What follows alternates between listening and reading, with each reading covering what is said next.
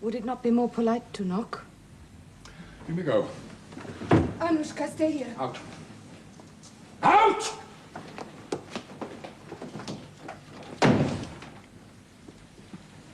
What do you want? I'm looking for your lover's letters. They're not there. Oh, yes. I think so. I think so. Ah. Yes. I told you. I ordered you not to receive that man in this house. I had to see him. I am not interested as to why a married woman wants to see her lover. How can you be so cruel? Cruel? You call it cruelty for me to give you freedom? Freedom? Offer you the honorable protection of my name on condition that you obey the proprieties. Is that cruelty? It's worse. It's cowardly. And it's indecent. Now, how would you describe your own behavior, eh? Tell me that. Tell me that. Huh? I have nothing more to say to you. No, but I have this to say. Since you refuse to obey my wishes, I'm going to end this state of things. It will come to an end of itself.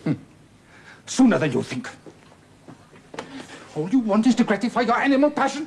I want only to be loved. And you think only of yourself, but what about me? What do you care that my whole life is in ruins? What do you care how much I've suffered?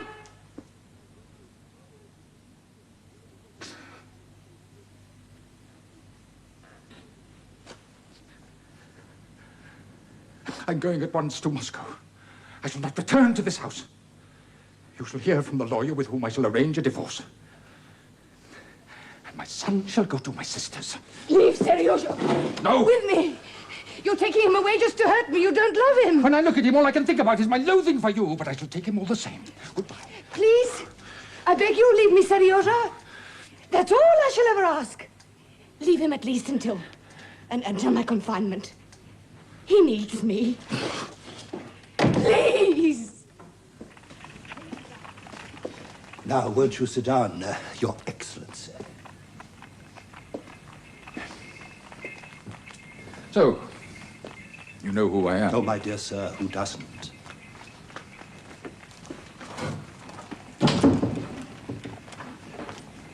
Excuse me, ant eggs, you know. I beg your pardon? Ants' eggs, for the fish. They're from the Black Sea. The fish, of course. Always hungry. Now, sir. Before I begin, I must tell you that my business is strictly private. Oh, my dear sir. Very well. I have the misfortune to have been deceived in my marriage. I wish to break off all relations with my wife by legal means. You wish a divorce? Yes.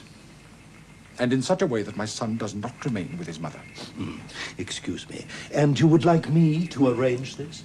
If it can be arranged as I wish. If not, I may forego my legitimate desire. Oh, quite. Well, I have a general idea on the law on this subject. You would like me to be persuaded? If you would be so good. Delighted. Now, divorce by our laws is possible in the following circumstances. One, a physical defect in either party. Applicable? No? No. Two, desertion without communication for 5 years. No. Well, finally, then, adultery. Are these the grounds that we have in mind? Adultery of the wife, I take leave to presume. Yes. Just so. Now then, adultery as grounds for divorce is subdivided into two categories. One, detection of the guilty party by mutual agreement, or two, failing such agreement, involuntary detection. In the first instance, it is customary for the husband, however innocent, to provide evidence for divorce. The most usual, simple and sensible arrangement, in my opinion, is adultery by mutual consent. It is also by far the surest method. In this case, out of the question. Really? You wish to insist that your wife is guilty? She is. My dear sir. Involuntary detection. Supported by letters in my possession. Letters? I beg you not to forget that cases of this sort come under ecclesiastical jurisdiction. The revered fathers like to investigate such cases down to the minutest detail, and they do. Letters was partial confirmation, perhaps, but direct evidence is required. That is, of eyewitnesses. All are called, and few, if sufficiently rewarded, will fail to talk. Yes, I understand. And may I perhaps remind you, if you divorce your wife under these conditions, she will never be allowed to remarry. Moreover, she will be totally deprived of her children. But if that is what you desire, you should leave the choice of measures to me. If one wants the result, one shouldn't be shy of the means.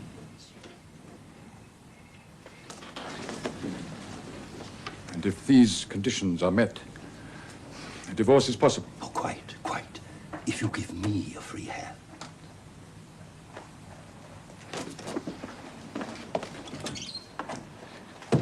May I expect to hear from you? Within the week. I shall write to you. Good, good. Oh, and let me have your terms. Certainly.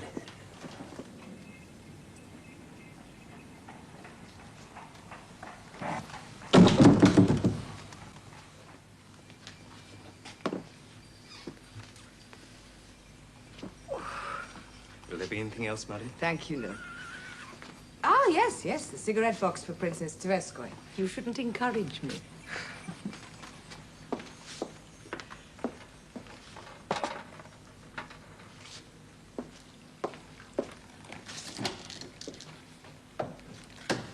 So you mean to tell me you've heard nothing for 2 whole months? Not a word.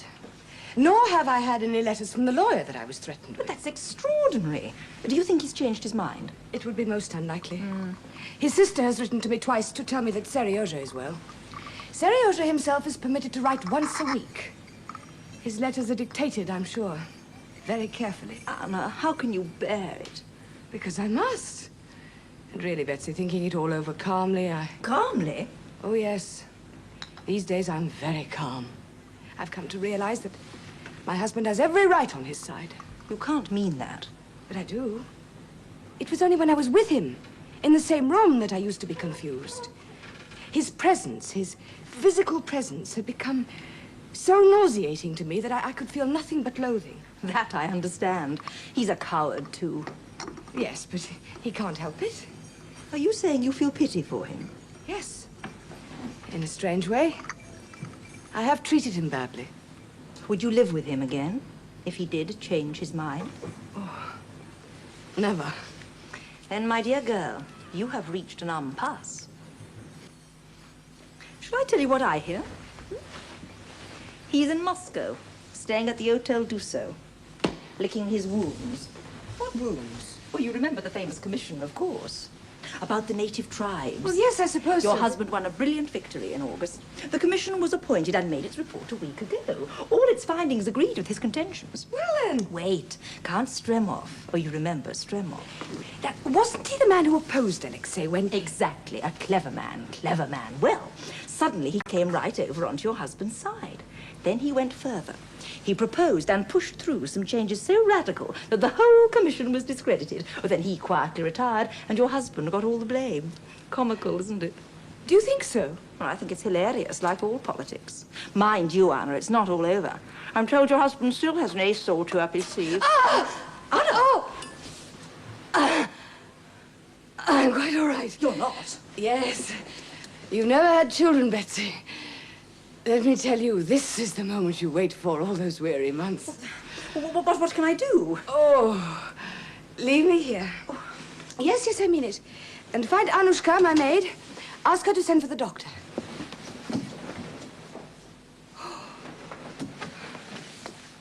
Anna, are you sure? Betsy, please.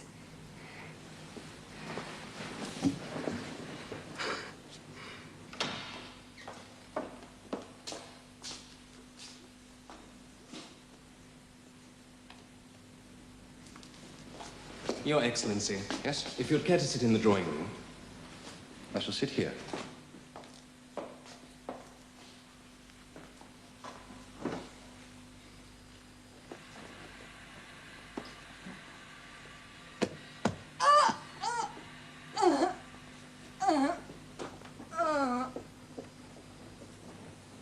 Alexei. Alexei.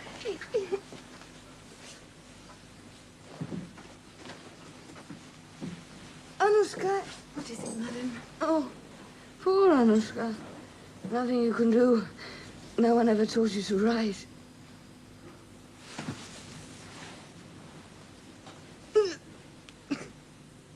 Doctor... Is the pain bad? Oh, no, not now. Well then. I want someone to send a telegram. But- Please. I'll arrange it. A telegram to my husband. Alexei Alexandrovich Karenin, Hotel Dussault, Moscow. I'm dying. That's not true. Please, write what I say. I think you are a friend of Sludin, my husband's private secretary. We are acquainted. But then, nothing I say will surprise you. Right. Very Please. well. I beg you to come at once. I shall die more easily with your forgiveness. Sign it. Anna.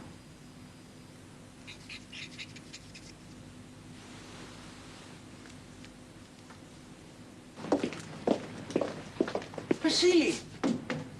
I hardly recognize you. You've let your whiskers grow, haven't you?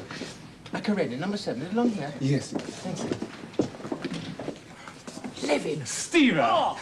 Hey. Now, that makes it all perfect. We'll just leave it in there. So you're back. Been abroad, haven't you? Where? Germany, France, England. How was Paris? Well, I didn't go to Paris. I've been studying agricultural methods. I learned a great deal. Oh, yes. Well, I'm delighted to see you looking so well. And in such good spirits. You know, somebody told me that you were down in the mouth and kept talking of nothing but death. Well, what of it? I think continually of death. Oh, do you now? I tell you frankly, Stiva, I value my work and my ideas, but they're only a vanity. This whole world is nothing but a grain of mildew. Oh? And our lives, a moment of eternity. So, we might as well pass our lives amusing ourselves as best we can. Well, my own idea entirely. Because we shall soon be dead. Why soon? You know, if you weren't so funny. Funny? You'd be in danger of becoming a bore. Stiva. No, I was only joking. Now, look, my dear fellow, if you could bear to enjoy yourself for an hour or two, do come to dinner.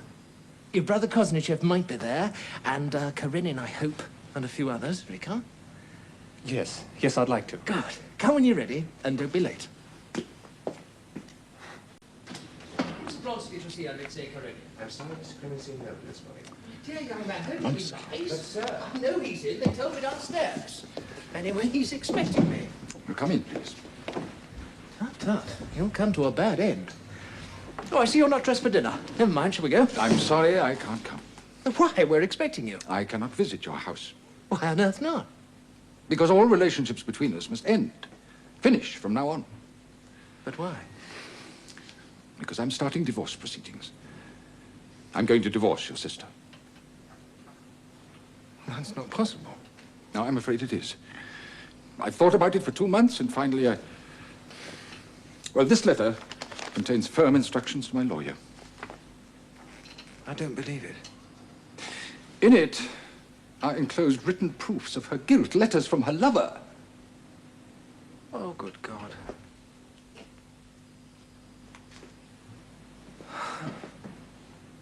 Well, if that's the case... My dear fellow, you sure there's been no misunderstanding? I only wish there were. Karenin, you're a man of principle, first rate. And Anna, well, forgive me, but Anna, I beg you do nothing in haste. I'm not acting in haste, far from it. But my mind is made up. Well, do one thing. See my wife, see Dolly. But I She don't loves Anna see like a sister. She's a wonderful woman. For God's sake, talk it over with Dolly. Well, I really don't know. That's why I didn't call at your house. I supposed our relationship should be changed. I don't see that. We're friends, aren't we? Even if... Well, I wouldn't presume to take sides. Who am I to judge? But come and see Dolly. Will you? If you wish it so much, yes, I shall come.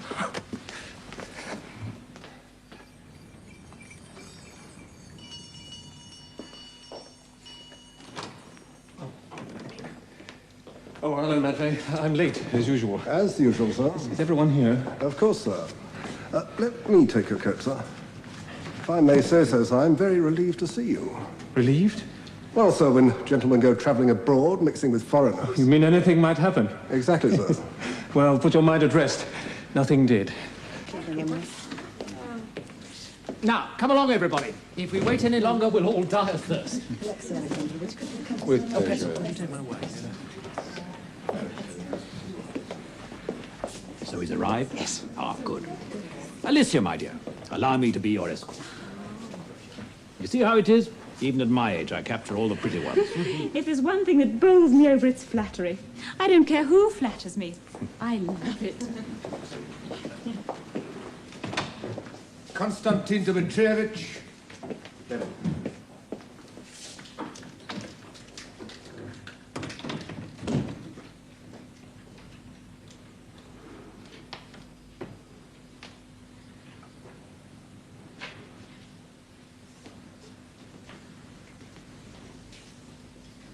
I haven't seen you I was since... driving to Yergashova.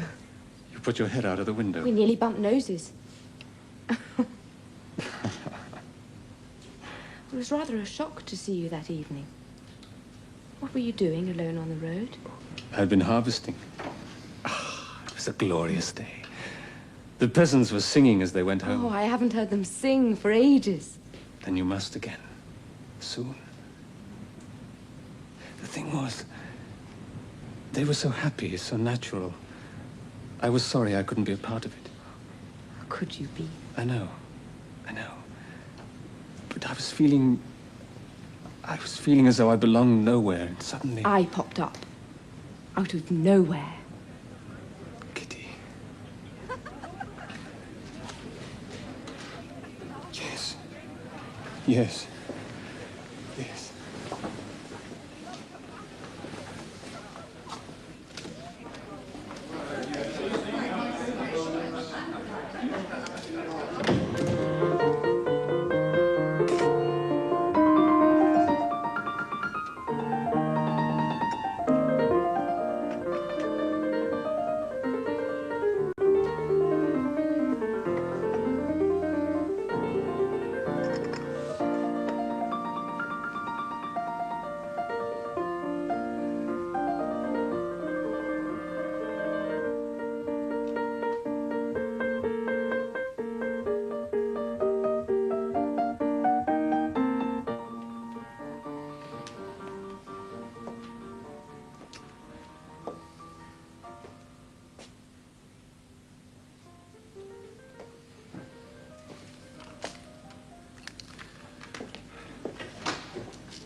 Thank you for waiting.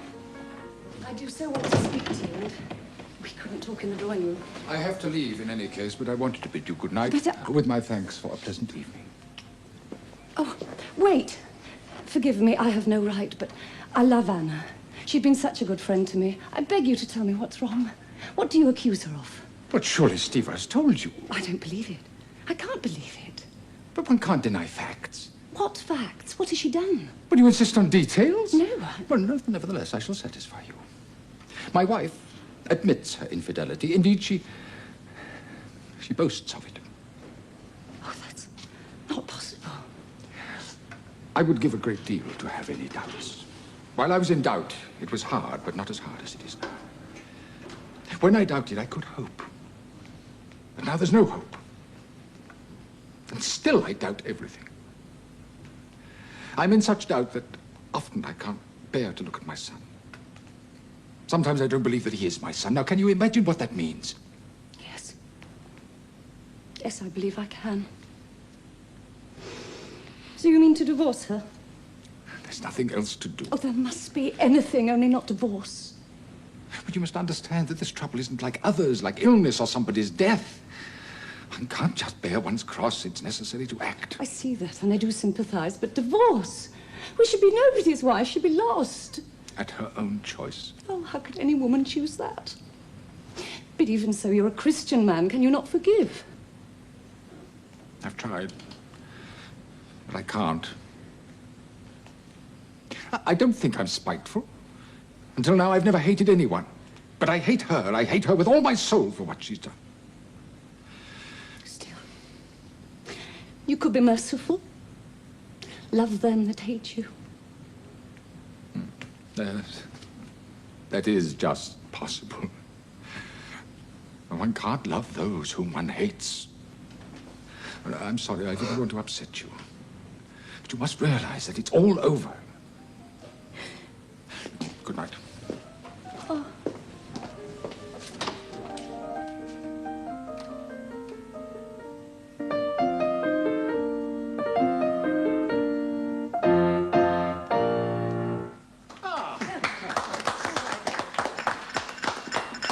More! Encore!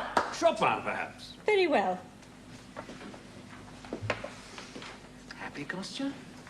Yes, yes, a wonderful evening. So it's not yet time for us all to die?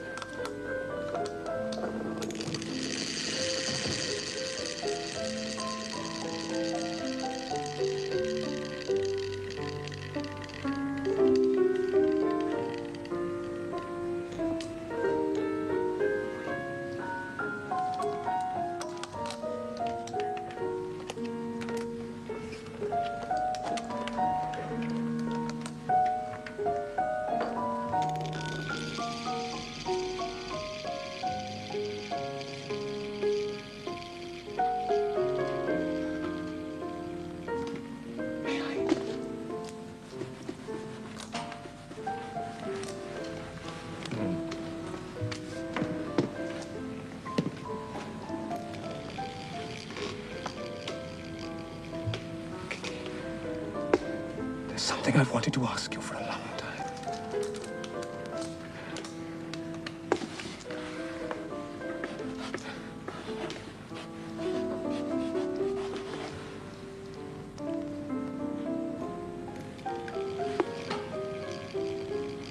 You said it could not be.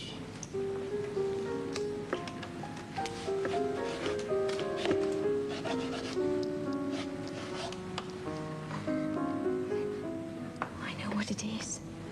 That means never. But it's not true.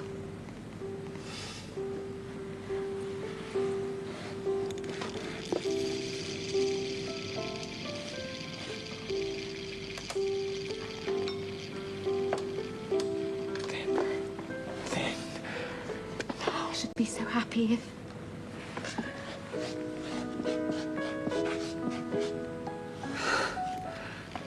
Forget and forgive.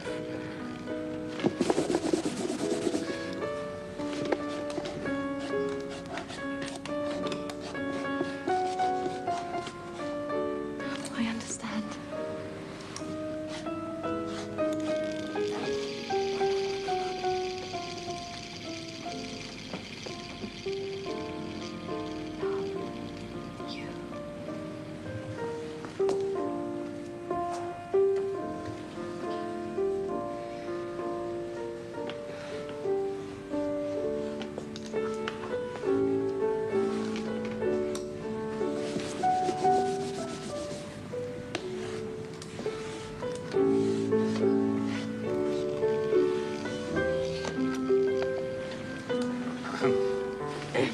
Secretary?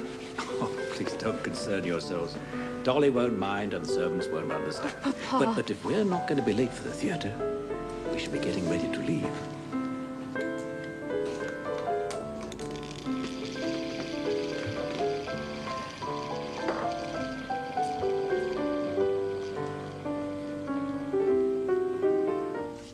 And you opened both telegrams? Was that wrong, sir? I thought if anything urgent. Oh, it's quite right, quite They're right. on the table. Stremoff appointed Chief Yes, Commissioner. Well, you see what this means. They must be mad, sir, to appoint him Those as whom the gods wish to destroy. Never mind about me, that's of no consequence, but really to appoint Stremoff, a man totally unfitted for... Well, they'll live to regret it. Won't alter my plans. Perhaps Perhaps you should read the other telegram. Oh?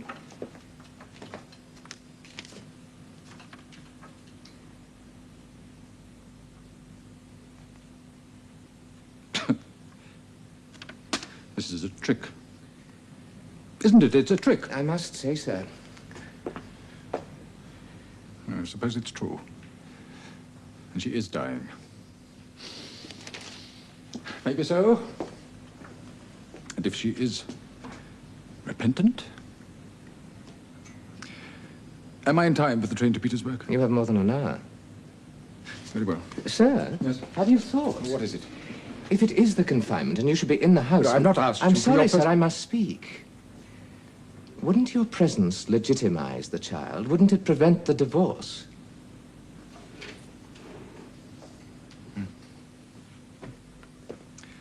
You're a good fellow, Slutin, but my duty is plain. This is a moral decision. Besides, if that should prove not to be false and I should not go, then I should be condemned. Rightly condemned before the world.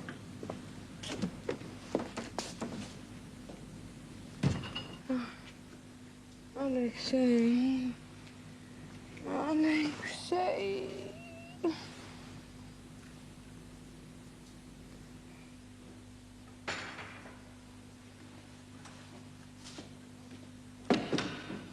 Hello, Petrov.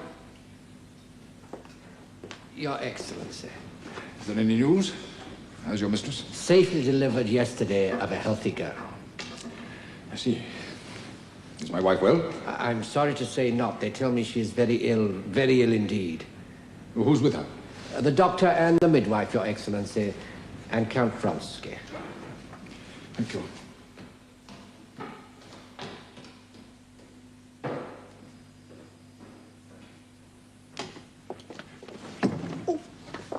Excuse me, sir, but are you... I'm Karenin. Well, thank God for that. Thank God you've come. She keeps on about you, so she keeps on. One moment, just a moment. She is dying. The doctors say there's no hope at all. Will you let me? I am entirely in your hands. I must do whatever you wish. Will you please let me stay here? Because you see, when Alexei, I mean, of course, Alexei Alexandrovich, not Alexei. How strange it is they should both be called him. Yes, it is strange, but somehow it's quite proper and natural. I've always thought that. But he will come to me. I know he'll come. He wouldn't reject me. Not when I beg him to forgive. You see, he's a good man. You don't know how good he is. It's fever, Your Excellency. She's delirious. Teriota had his dinner. I know they'll forget him. Oh, yes. He must be moved into the corner room. No! No, Walter! I want my baby! But you said Yes. Yes, I know, but... Very well. Let the nurse have her. In fact, it's better, yes. Alexei's coming soon.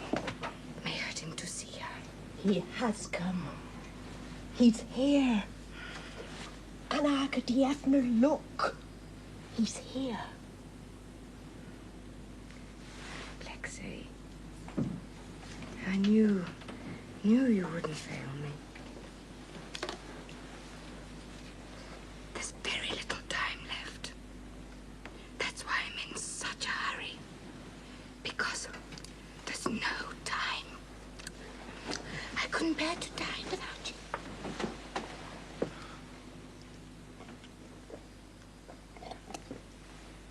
Thank you. I wanted to tell you something. What was it? Oh, yes. I wanted to say I am still the woman you married, but there's another woman in me. I'm afraid of her. It was she who treated you so badly. She thought she hated you. It was she. But I'm not that woman. Not anymore. I'm my real self. And all I want is to be forgiven. Forgiven completely. You see, Alexei, it's easy to forgive good people, but to forgive wickedness, much more difficult. Oh, I am sinful. I know, but... Nurse used to tell me The Holy Martyr, what was her name? She was worse. But she was saved. And I'll go to Rome. There's a wilderness there, and I shan't be in anybody's way. But I'll take Serioja and the little one. But you'd never allow me to do that, would you? Would you? Anything. Anything you wish. You see, I told you. Told you. But why doesn't he come? Alexei! Alexei Kirillitch!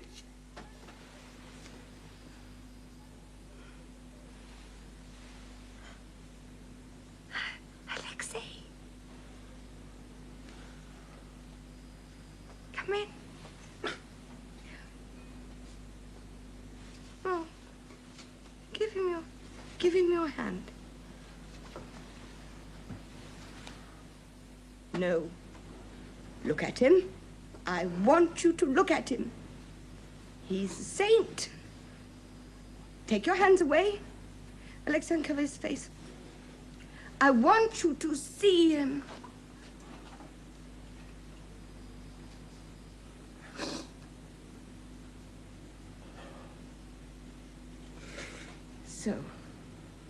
So you must forgive each other.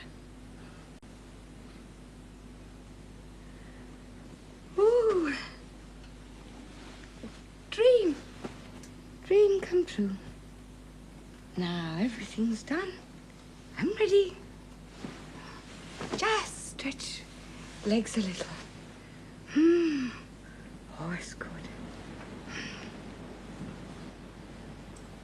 Horrible curtains. Badly. Flowers drawn.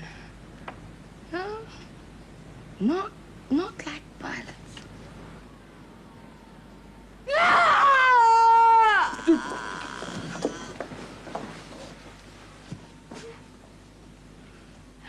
I'm falling. I'm falling. Oh, God. Oh, God.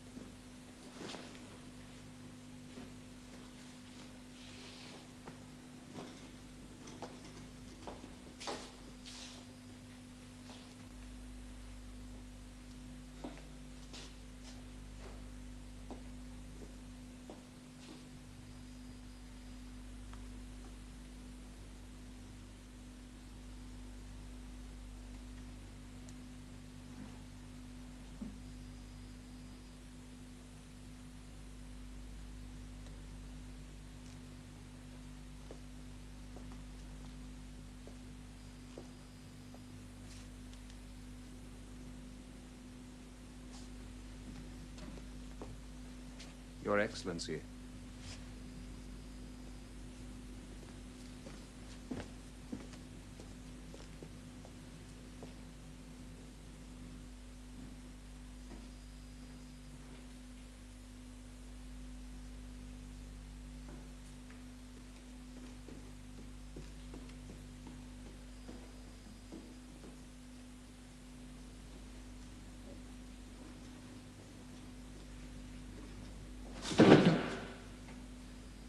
Will you come in here, please?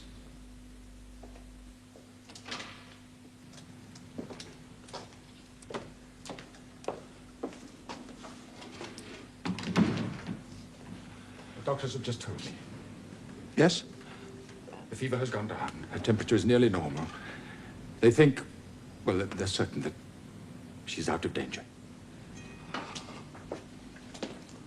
I've seen her myself. She's quiet, sleeping peacefully. It's a miracle. Yes. I agree with you. The doctors themselves... Are you sure? They couldn't be mistaken. I think not. She's going to get well. I'm sorry, you'll have to excuse me. I can't quite believe it. No.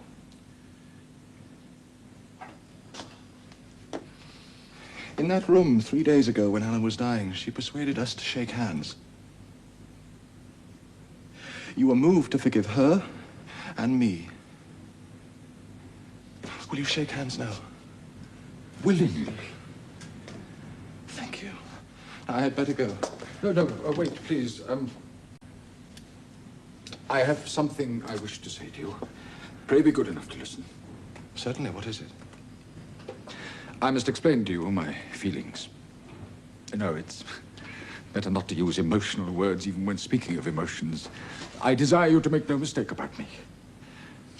I must explain to you my motives, the motives that have guided me in the past and those that guide me now. Do you consider it necessary? I'm sorry, I do. Please.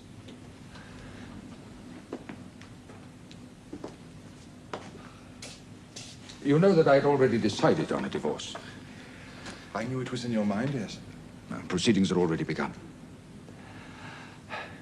I was not prepared, for many reasons, to submit myself to the deceit and subterfuges of a divorce by arrangement. As an innocent man, I couldn't proclaim myself guilty in the eyes of the world. But nobody in the world would believe that you were. In that case, I should have proclaimed myself a liar. I see. But that was only a part of it. I confess that I wanted to be revenged, both on you and on her. That she should be degraded, banned from remarriage, prevented from ever again seeing her son. I felt that nothing less would satisfy me. In Moscow, when a telegram came, I wouldn't believe in her repentance. She said she was dying. I hoped that she was. But you hoped for that? God forgive me, yes! On my journey here, I hoped to find her dead. Your aversion is very natural. No, you are quite wrong. I was only surprised to find in you such a... Excuse me, such a depth of feeling. Surprised? Oh, yes, I suppose so. But to wish someone dead... No, I don't find it strange. Though for myself, I've never had to meet that situation. I am a soldier, as you know, and soldiers are trained to face death. They are also trained to contemplate the death of their enemies, or rather, the enemies of their country. And for a soldier, they're one and the same. Has that ever occurred to you? No, I don't think so. You see, a soldier has to imagine not only his own death, but the necessity to kill. This is more difficult, but a good soldier learns quickly. You must have thought of Anna as your enemy, as I was. So you wished her to die. It's not so strange. Now, what astonished me was that you were prepared to forgive. But that's what I wanted you to know. I forgave her. And I forgive you. Because only in forgiveness can I find salvation. No, it's more than that. It's happiness. Joy. Oh, I pray to God not to deprive me of this joy of forgiving. You are making me ashamed. Oh, you must find your own salvation. I know that. My duty is plain. Oh, you can do what you like. Drag my name through the mud, make me the laughingstock of the world, but I shall not forsake her. And I shall never reproach you. I'm bound to stay with her now, and I will. And when she wants to see you, I'll send word. You see, the most wonderful thing is that in spite of my wishing, she's going to live.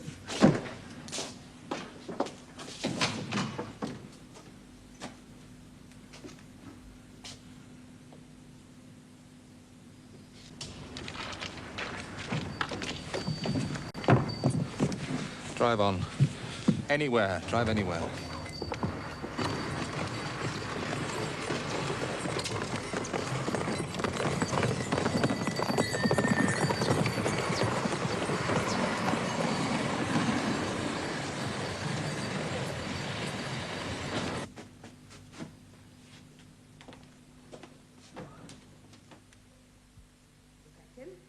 I want you to look at him. Saint. Oh, you can do what you like. Make me the laughingstock of the world. Hands away. Look at him. I want you to look at him. And I shall never reproach you. You were my husband, too. And I was explaining. Suddenly it all changed. Alexei. Alexei! He's a saint. I confess that I wanted to be revenged. He's a saint. I forgave her. I'm falling. And I forgive you. I'm falling. Oh, God. Oh, God. And I forgive you. Look at him. But I shall not forsake her. I want you to look at And him. you must find your own salvation. No necessity to kill.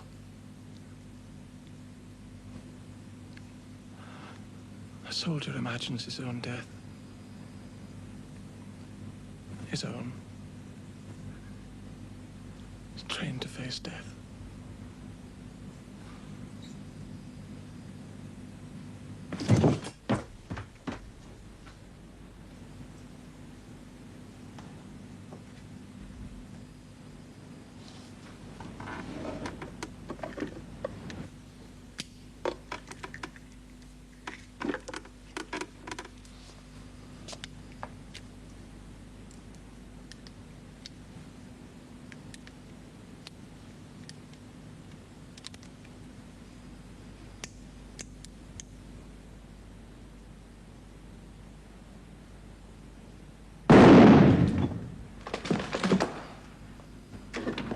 Sir, what happened? Herman, where the devil? Thank God. Thank God you're alive. Herman, pick that up.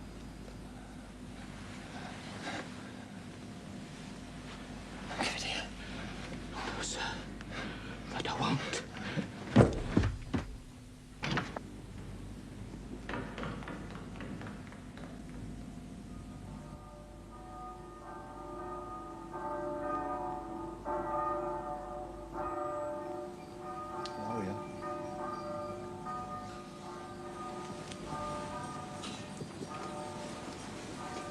Are you in pain?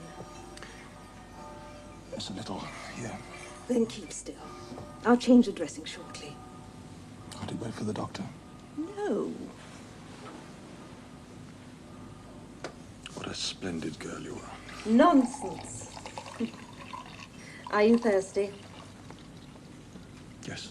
Yes, I am. Well, this is barley water. It's supposed to be good for you. No. No, don't move.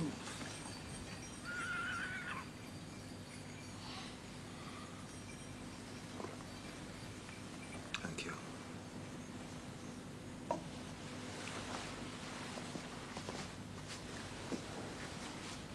Betsy doesn't think it was an accident. Do you? Alexei, you were delirious for 4 days. Did I talk a lot? All the time. Who heard me? Only the doctor, who will say nothing. No.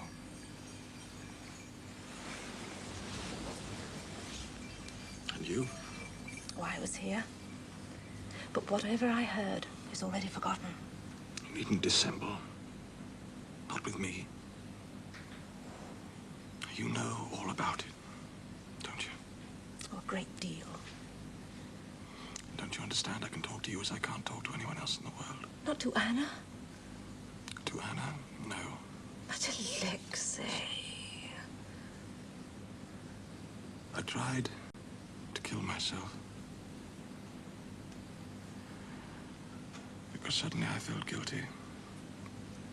I was shamed and humiliated. All my life I have done what I wanted. I was superior, above criticism. I followed certain rules and conventions without thought. For example, the accepted view of the deceived husband, the cuckold. I'm not sure that I wish to hear any more Pitiful of this. object.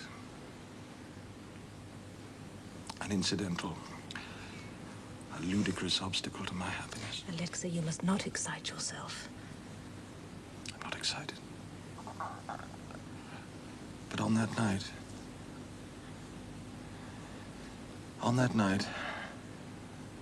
Anna presented her husband to me in a very different light. As indeed he did himself. All at once we had exchanged roles. We were both sorrowing because Anna might die. And though he knew and felt very deeply all the injuries we had inflicted on him, he was generous, kind, dignified. He wasn't vindictive or revengeful. And above all, not ludicrous. In that scene, I was the comic, unnecessary clown. And for that? Because you felt humiliated? No. It was not only because of that. No, it was enough. No. I was wretched because Anna was lost to me forever. During her illness, I learned to know her through and through. I saw her very soul. It seemed to me that until then I'd never truly loved her. And on that night, I knew she was lost to me forever. Do you wonder that I wanted to die?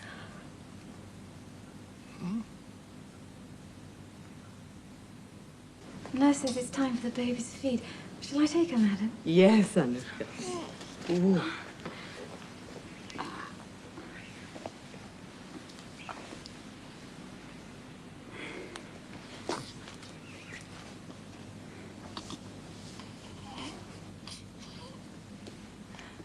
A dear little love, isn't she, sir?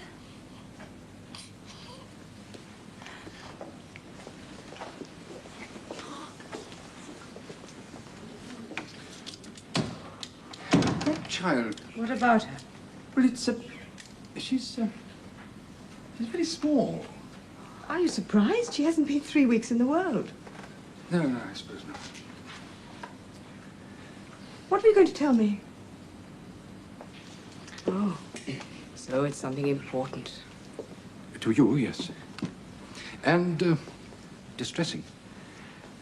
10 days ago, I've been asked to inform you that Count Vronsky suffered an accident 10 days ago. An accident? What happened? I've been told that he's recovering and is now convalescent. Thank God. Are you sure? Yes. What sort of an accident? What happened?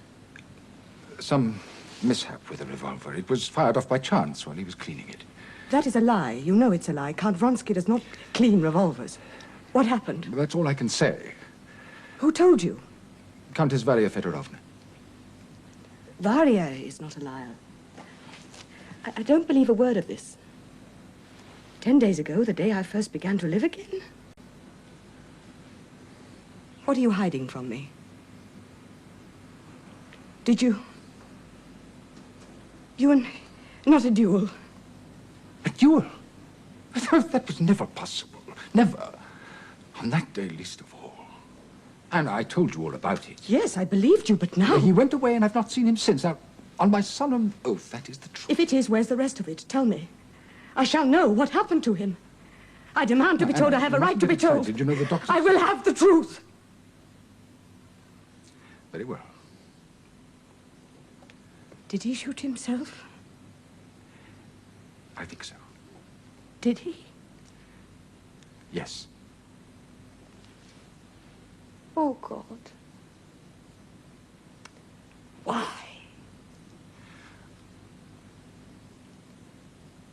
I have no idea. Haven't you? None at all. No. No, how could you understand? But thank you. And, will you please go away?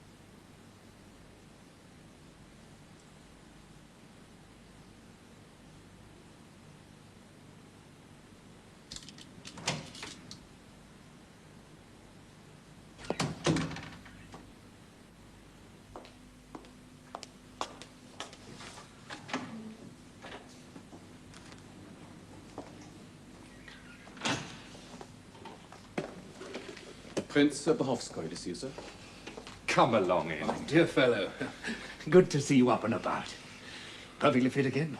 A little discomfort, but it's nothing. Well, you always keep yourself in good trim. That's half the battle. A drink, then, what will you have? Nothing strong, too early. And a glass of wine, perhaps. Sit down, then. Thank you. A cigarette's at your elbow. Ah, splendid.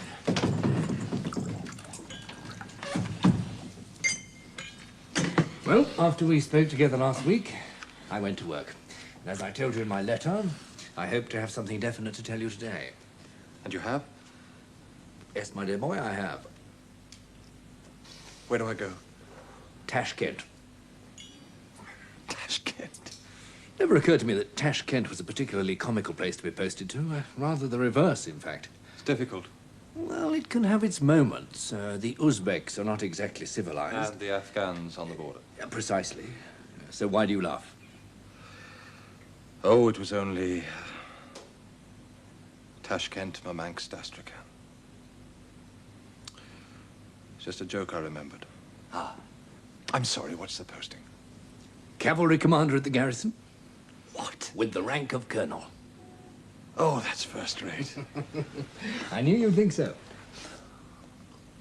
Old Sapelnikov commands at Tashkent. You'll like him, but he won't stray out much. You'll have all the action you want. I can't tell you how grateful I am. Rubbish. It's just the sort of place I'd hoped for. 2,000 miles from Petersburg, eh? You see too much. And you assume more than you see. Enough said. Let's be practical. I've spoken to your colonel about your release from the regiment. That's agreed. I've also had a few discreet and confidential words up there. That's agreed. They forgive and forget. Forgive what? My dear fellow, your refusal of Warsaw. Oh, yes, of course. You'd forgotten it. They hadn't, I assure you. So, here's to the future. The future. And let me tell you, Vronsky, for you, this is only the beginning. Stiva, he's here in Petersburg. Coming to see you today. He asked me to tell you. Oh, that is good. I've longed to see Stiva. And I have another message for you. Oh? You must have known that he'd send one. What is it? When a man is being posted all those thousands of miles away, he naturally likes to make a round of farewell visits. What did he say? For Alexei, a great deal. Let's see. What did he say? The exact words. Why are you so cruel? Ah, my darling, I don't mean to be. But sieving it all down, he wants to see you. No. He said, among many other things, but this I do remember, he said, To see her once more, just once more, and then bury myself and die. That's what he said. Now, don't you think No. that you refuse to see him? I must not, and I shall not. But Anna, dear, if he weren't going away, perhaps forever, No. I could understand, but surely your husband is above all that. It's not for his sake. You mean he would agree? Yes, I'm sure he would. I know he would. Well, then, can't you all be civilized? After all, you surely want to say goodbye to a man who shot himself on your account? That is exactly why I can't. Oh, there you are. I'd hoped to see you at the palace, but you were so busily engaged I came on here. Anna is looking so much better, don't you think? Yes. A trifle feverish. My fault entirely. We've been talking too much. Selfish of me. I'll go now. No, wait a moment. I want to tell you something. I can't have any secrets from you, nor do I wish to. Anna, dear, forgive me, but I really must go now. Wait, I want you to hear. Betsy says that Count Vronsky is leaving for Tashkent. And he wants to come and say goodbye. And I have told her that I cannot receive him. And I have told Anna, perhaps you heard, that I think it's ridiculous. Betsy, please. I can't see him. It's out of the question. I don't want to see him.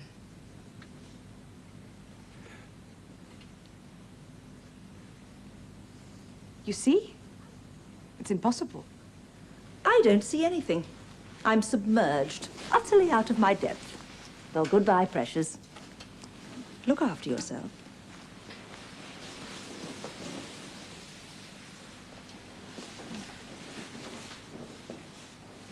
That woman. I am grateful to you for your decision.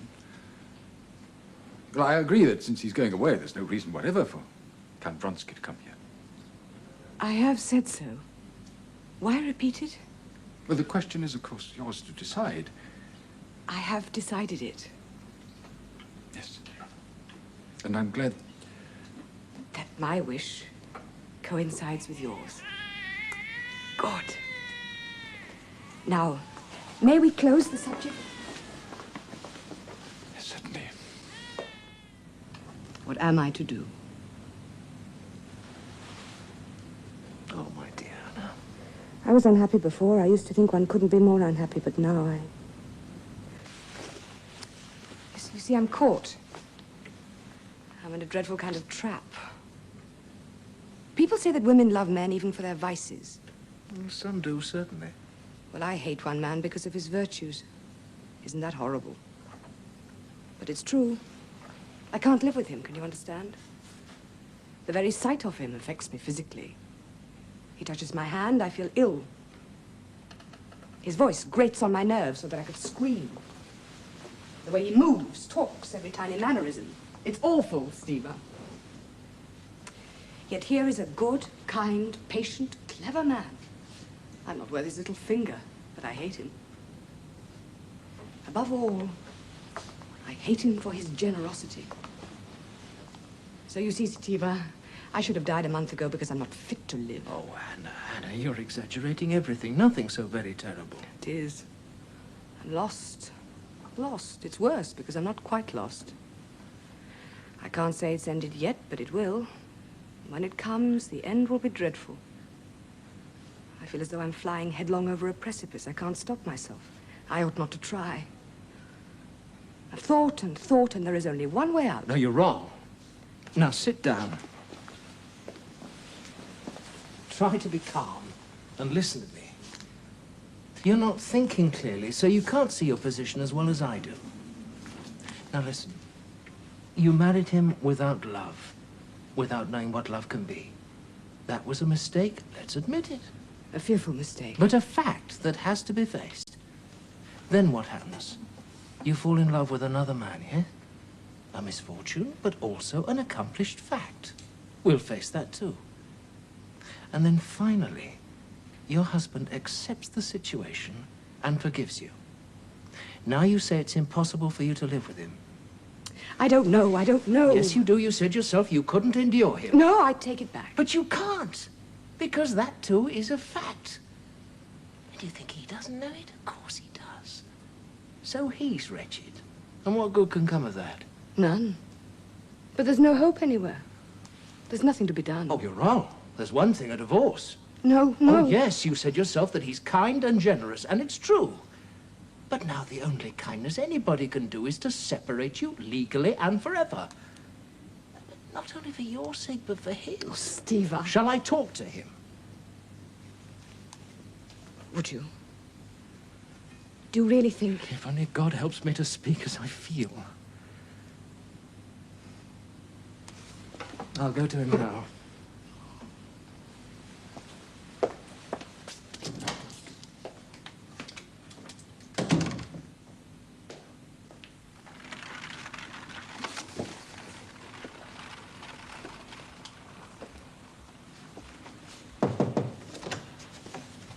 May I come in? Hmm? Oh, am I disturbing you? No, no. You've seen your sister? Yes, we had a long talk, and I think a useful one. Yes. That is something that I have not enjoyed for some time. Smoke if you will. Yes, thank you. The position of you both is so different now. Do you object if I talk about it? No, no, it's a subject that is seldom from my mind. So let us begin with this.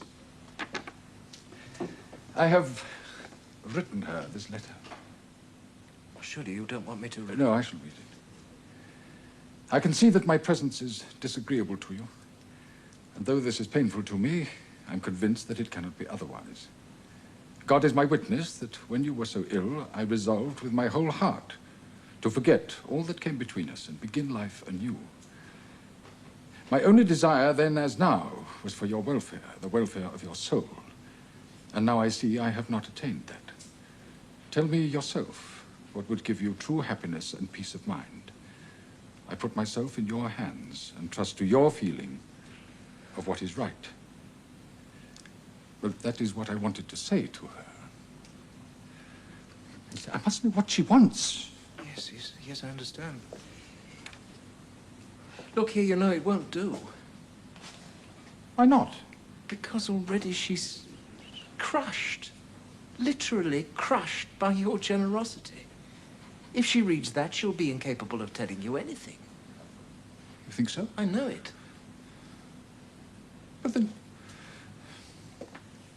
what is to be done? I mean, in God's name, what more can I do? Only this, I think. You must tell her how you propose to end the situation. It's ended, but how? Well, there's a way out of every situation. Anna would never admit it, but there is one way out. And that is to terminate your relations finally and completely. Divorce? Well, I imagine so. Yes, divorce. But you know my feelings. Yet at one time you were resolved on it. Well, that was a different matter. There is only one point to be considered. Whether either party wishes to marry again.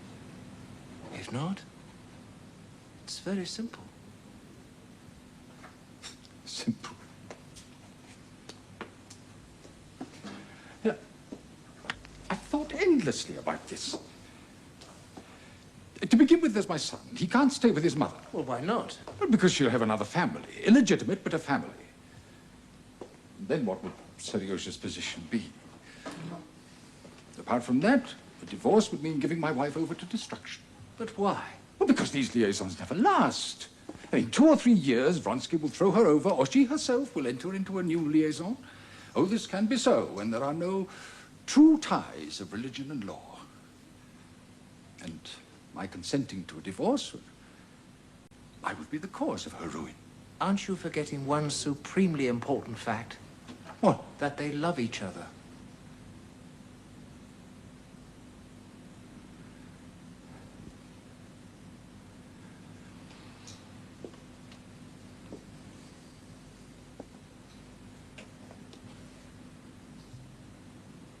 So if any man take thy coat, let him have thy cloak also.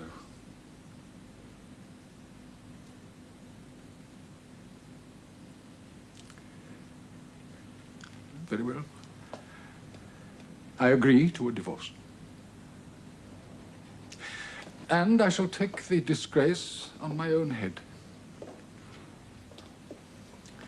As for my son, Anna herself must decide about that.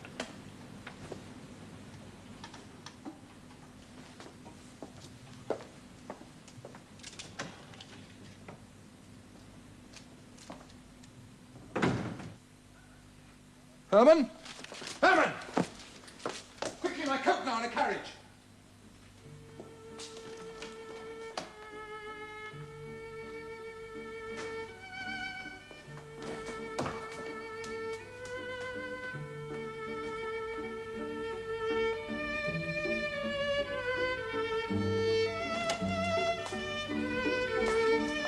Alexei! Oh, Alexei! No, you must listen. You must listen. Oh, Alexei, my beloved, how I've waited for you. Oh, my dearest, dearest love. As long as we live. As long as we both live, Anna. As long as we both live. Look at you. So pretty. Just like a funny little boy. How pale you are. Am I? Well, I've been ill. Yes, but you'll soon get better. We will go to Italy. Have you ever been there? No. Should we really? We go to Italy? To Florence, to Naples, to Rome, to Venice. It's warm there and you'll glow in the sunshine and get better. And you won't go to Tashkent? No, I will not. And if anyone so much as raises an eyebrow, I'll resign from the army.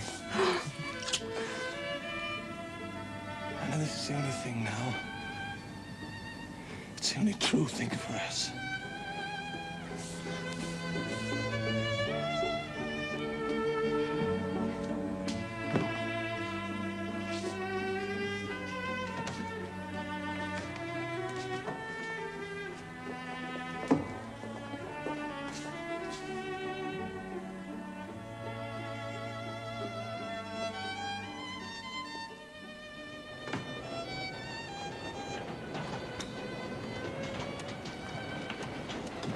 All well?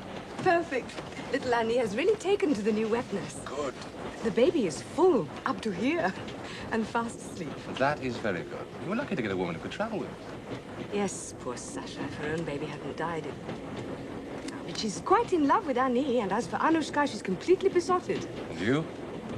I have no words to say what I feel. Alexei, there is something I ought to explain. You haven't asked me, you wouldn't be, and you... Surely there's no need. I must have. And then I'll never mention it again. When my husband agreed to give me the divorce, when he told Steve I could decide for myself about Seryoja, all I could feel at first was joy at the thought. To be free of him. To have my son, to have you.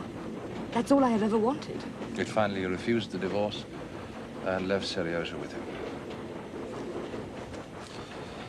Is that what you wanted to explain? Yes. My love, I know why you refused. You said to yourself, I have wronged my husband.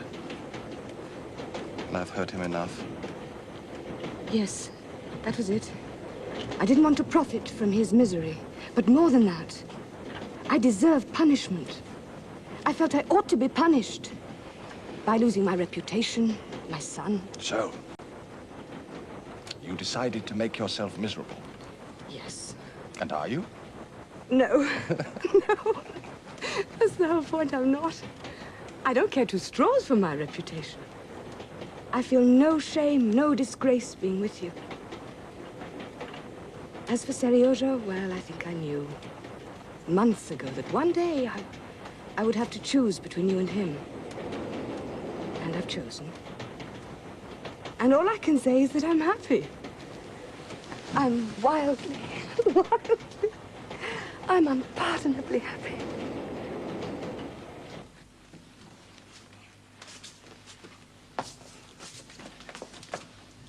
Where is it to go, sir?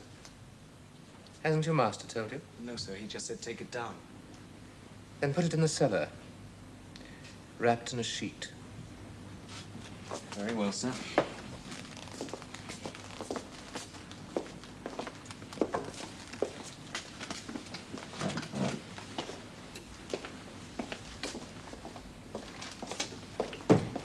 Letters? A few personal ones in the small folder. Thank you.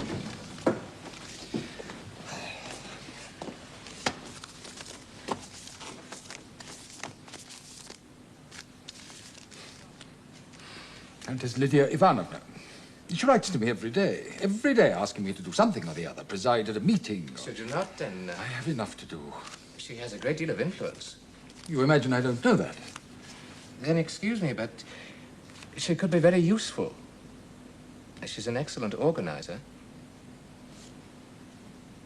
Yes, I'll consider it. Moscow.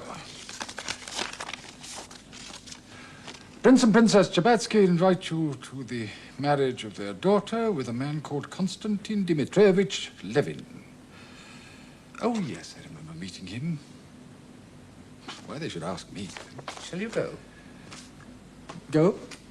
Go? I don't believe so. What on earth should I be doing? At a wedding?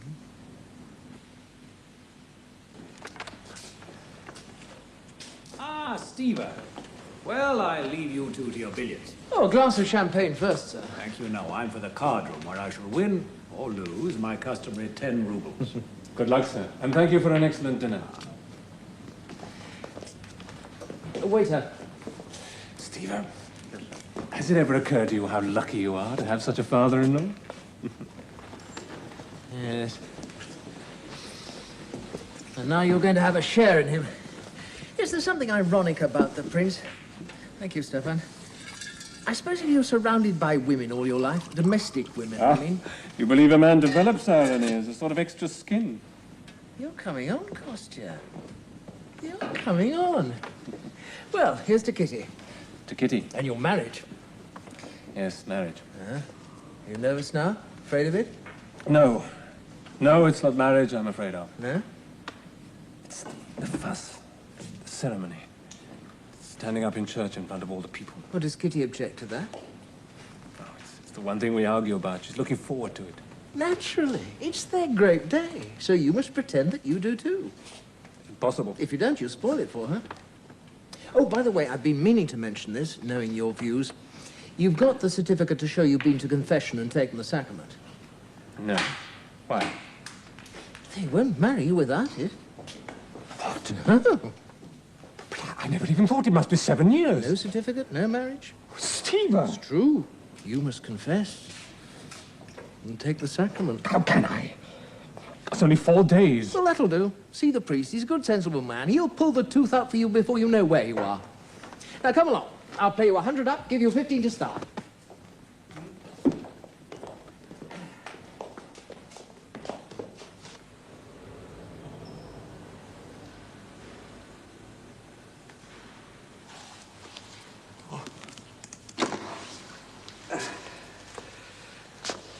Christ stands invisible before you to receive your confession. Do you believe in the doctrines of the Holy Apostolic Church? I have doubted. I doubt everything. To doubt is a natural human weakness, but we must pray to our merciful Lord to strengthen us. What are your principal sins? I doubt everything. That is my principal sin. What do you doubt in particular? Everything. Sometimes I even doubt the existence of God. What doubt can you have of the Creator when you contemplate his works? Who adorned the celestial vault with stars, who decked the earth with her beauty? How could those things be without a Creator? I don't know. You are about to enter into holy matrimony, and God may bless you with children. What will you say to your child when he asks you, Papa, who made the lovely things in the world? The earth, the water, the sun, the flowers, the grass. Will you really say that you don't know? And if he should ask you about the life to come, what will you tell him? Will you abandon him to the allurements of the world and the devil? Wouldn't that be wrong? So therefore, pray hard. Pray that your doubts may be resolved.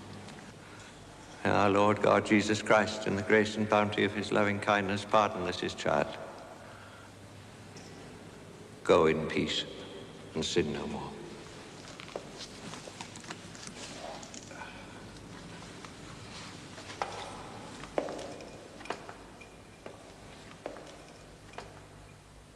So you see, Countess, it seems that my private affairs are public property. In society. Exactly.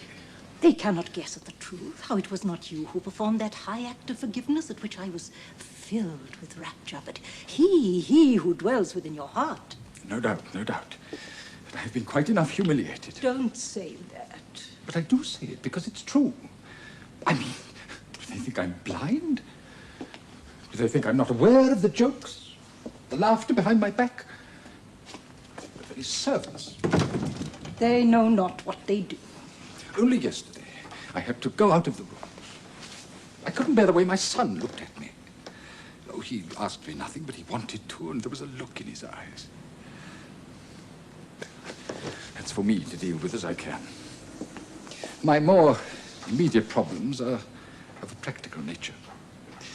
For several hours today, I've had to arrange this, settle that. Oh, household matters arising from my new solitary state. Domestic affairs, the engagement of staff, the payment of petty accounts, laundry, fish. I tell you, Countess, there are limits to a man's endurance, and I have reached mine. I understand, my dear friend. I understand it all. Succor and consolation you will find, not in me, though I have come expressly to help you. If I could take all these petty cares from your shoulders. If you could do that. I see a woman's word, a woman's guiding hand is needed. Will you entrust everything to me? You will. I am rewarded. But, my dear friend, think no more of laughter and humiliation, for he that humbleth himself shall be exalted, and you mustn't thank me. I do. No, you must thank him and ask his help. In him alone we shall find peace, comfort, salvation, love. I'm indeed grateful to you for your deeds and your words. The deeds are yet to do. And I must set to work as your housekeeper. But first, I'm going to see Seriosha.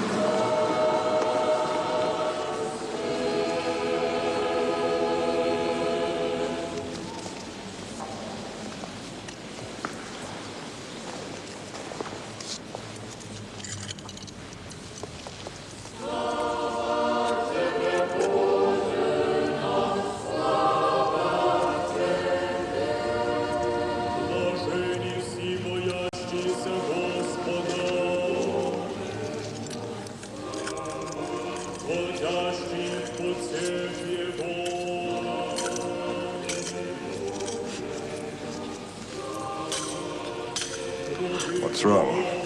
Didn't you want to die? Praise God, I've lived to see the day. Well then. Hast thou, Constantine, a good, free, and unconstrained will and a firm intention to take unto thyself to wife this woman, Karenina, whom thou seest here before thee? I have, Reverend Father. Thou hast not promised thyself to any other bride? I have not promised myself, Reverend Father. Hast thou, Karenina, a good, free, and unconstrained will and a firm intention to take to thyself to husband this man, Constantine, whom thou seest here before thee? I have, Reverend Father. Thou hast not promised thyself to any other husband? I have not promised myself, Reverend Father. Give the blessing, Master. Blessed is the kingdom of the Father, and of the Son, and of the Holy Spirit, now and ever, and unto ages of ages. Amen.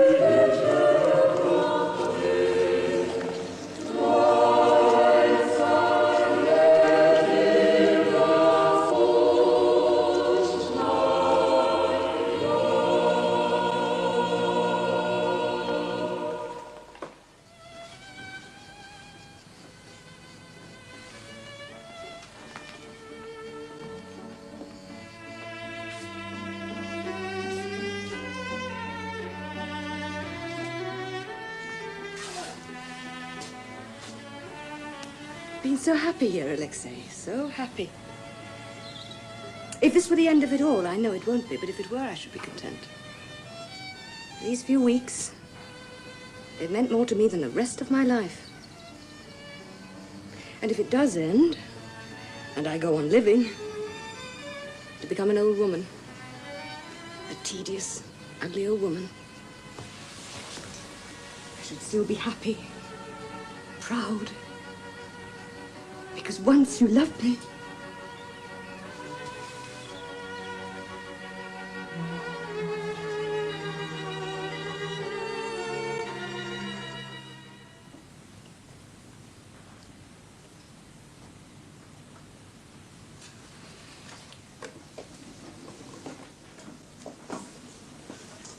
At least he wasn't so brazen as to write to you.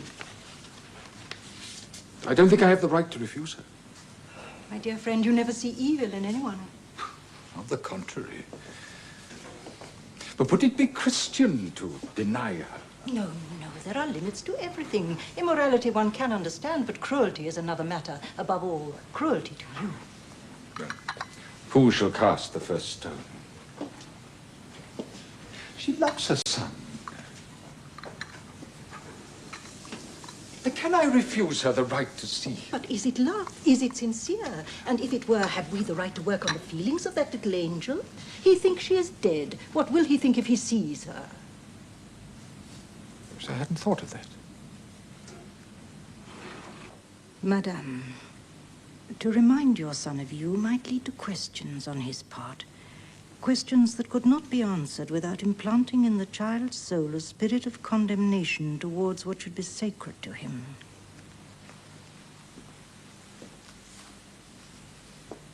In the circumstances, I beg you to interpret your husband's refusal in the spirit of Christian love. I pray to Almighty God to have mercy upon you. Oh, that woman. If only I'd written directly to him. But that she, a hypocrite, a lying hypocrite, the devil for her, talk of Almighty God. She doesn't care for Serioja, not 2 straws. And I am not to see him because she says so. Well, we shall see about that.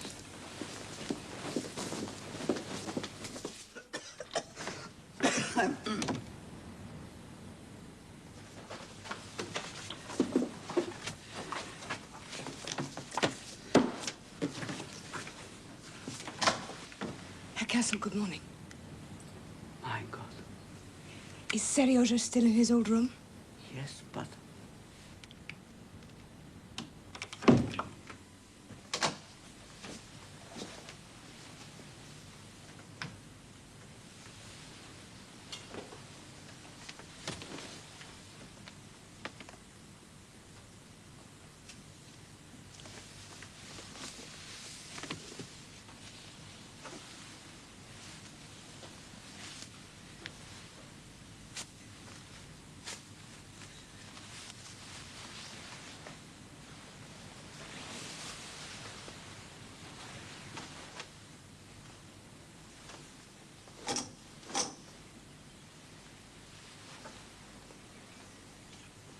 Serioja. Wake up, Serioja. Serioja.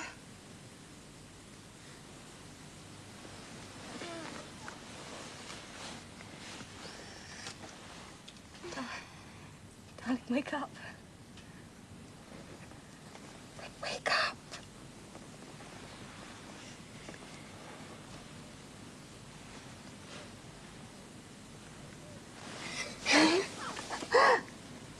I knew it wasn't true. I knew you'd be here. Did you? Did you, darling? Of course, it's my birthday. You're always here on my birthday. I'll get up now.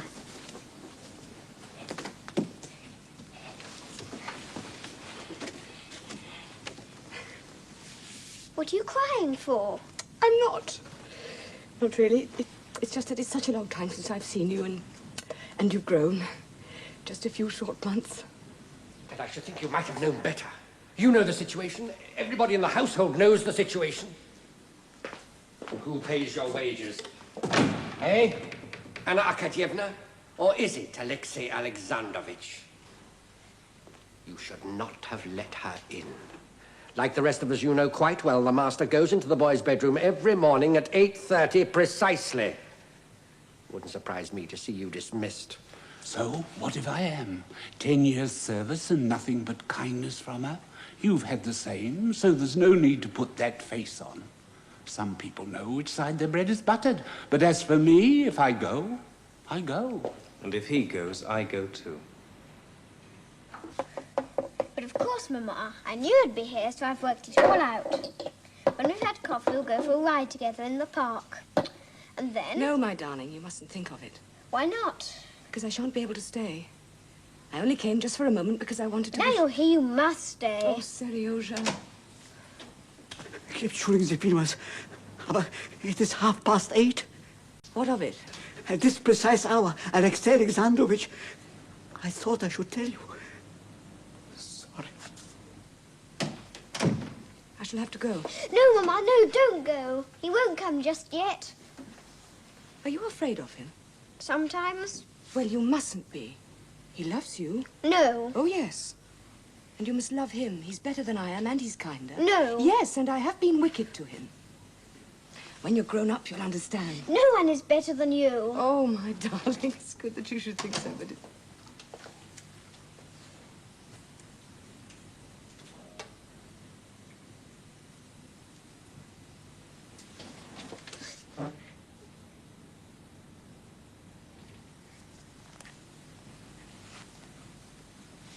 Goodbye, my son.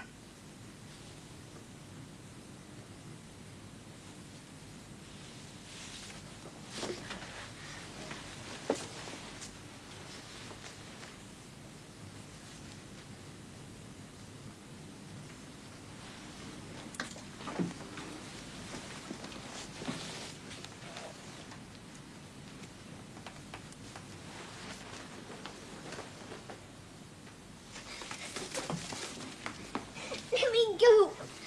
Let me go.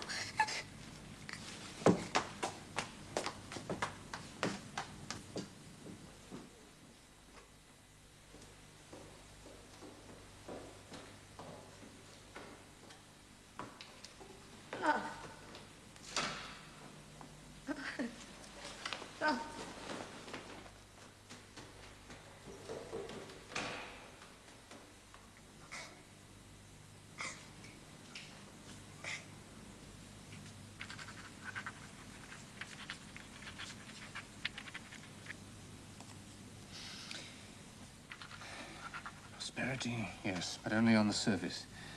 To be assessed only by rising prices on the stock exchange. While the makers... No. The creators of the country's wealth. Well, Well, what? you were looking at me. How did you know? I always know. I didn't mean to interrupt you. No. What were you thinking? Never mind. Go back to your writing. Don't let me distract you. But you do. And you see?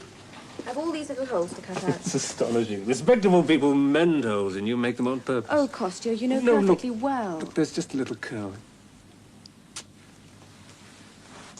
What were you thinking? Well, if you must know, Yes, I must. I was thinking Hmm? about the back of your neck and willing you to turn round, and you did. Of all the adorable creatures.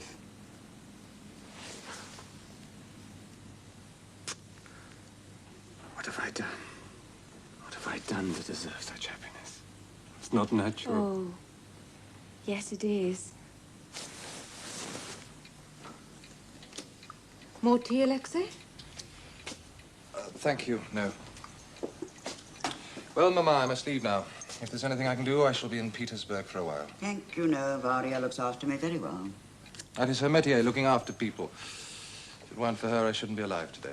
And if it were not Yes, for... Mama? Nothing, nothing. Nobody wants my opinion. Who listens to an old woman? What do you wish to tell me? Tell you. Since when have I been able to tell you anything? And you don't need my advice. You wouldn't take it before, so why should you now? I should like to hear it, though. Very well. You're going to the country. Quite soon. Then make it quite soon. For you to be seen strolling about Petersburg out of uniform, no longer an officer in the imperial service, to be denied the court, to be observed walking openly in the streets. Please, enough. Am I now to apologize? By no means. Your advice is excellent, and I shall take it. Very well. I shall be in my room, Varia.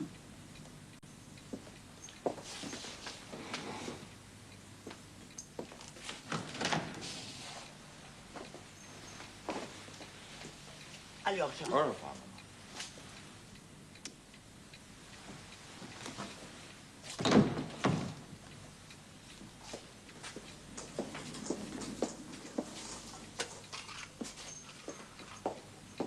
Alexei. Alexei, you know how fond I am of you. I believe so. But I cannot do what you want. No. You mustn't think that I criticize Anna or venture to judge in any way. Perhaps in her place I'd have done the same. I can't tell. But as things are... As things are? Haven't we got beyond these ancient conventions? Haven't we progressed at all? Not in society. Oh, but I don't expect it to be received at court, and she wouldn't wish it. But surely, our intimate friends. Understand this, Faria. If a divorce can be arranged, Anna and I shall be married. Until then, I consider her as my wife, and I expect those who say they are fond of me to do so as well. No, Alexei. We must recognize facts. You want me to go and see Anna, to invite her here, to rehabilitate her in society. It can't be done. For your brother's sake, and for the sake of our daughters growing up, for the sake of their future. No! The rules of our little world... The rules are nothing but a sham, and you know that. Anna is no worse than dozens of women whom you do receive, and she's better than most because at least she's honest. Alexei, don't be angry with me. Please try to understand. Oh, I do understand, and I am not angry with you. I'm just sorry because this means breaking up our friendship. No, Alexei! Yes, and perhaps a great many others. My dear mother, for instance, do you think that I don't know what she was as a young woman? Doesn't everyone know? And wasn't she all smiles and approval when Anna and I first came together? She said so herself to me. A fashionable liaison with a married woman. Quite the thing for a young man, as long as it doesn't become serious. And didn't the whole of your respectable society think the same? Doesn't that sort of hypocrisy sicken you? Well, it does me. It makes me want to vomit. Goodbye, Varia.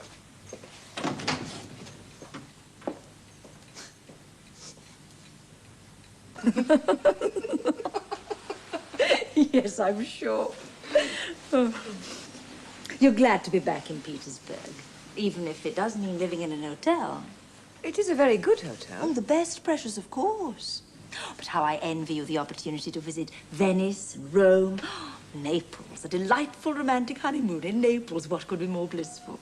Florence was more blissful. More so than Naples, impossible. Oh, yes. To tell you the truth, Betsy, beautiful it may be, but Naples smells. Poor, smelly old Naples. I am disillusioned. But Florence? Smelly, too. Oh. But our villa there was high on a hill. It was 2 or 3 miles from the city. I could have stayed there forever. And your portrait was painted by Mikhailov? Did I? Yes, you told me in one of your letters. Did he make love to you? Oh, yes. Anna? With his paints and brushes. Yes. In its way, his painting was an act of love. Indeed. I long to see it. Oh, Alexei had it sent directly to Vozdrizhenskoye, but when you come to visit us there... Ah, yes, but the country, hardly my milieu. Well, now is it, Anna?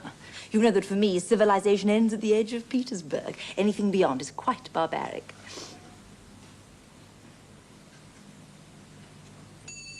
Heavens, I must fly. Will you not stay and dine with us? I want you to see my little Annie. She's grown. I'd love to, dear, but no. I have 10 appointments, and I'm late for every single one of them. Then I certainly mustn't keep you. You haven't told me about the divorce. When is it? Alexei, I did so hope to see you. Betsy, I am glad you came. Well, I ignore the conventions, as you are aware, but plenty of starchy people won't until you are married. And that's so simple nowadays. I was just asking dear Anna about the divorce. No divorce, Betsy. What? It isn't possible. That is a pity. Alexei, oh, I have to go now. When do you leave Petersburg? Friday. So soon. Difficile. Anna, I'll be in touch. Perhaps we can meet. I hope so. Yes. Well, I'll see you to a carriage. Oh, no, truly, there's no need. No? Then at least as far as the staircase.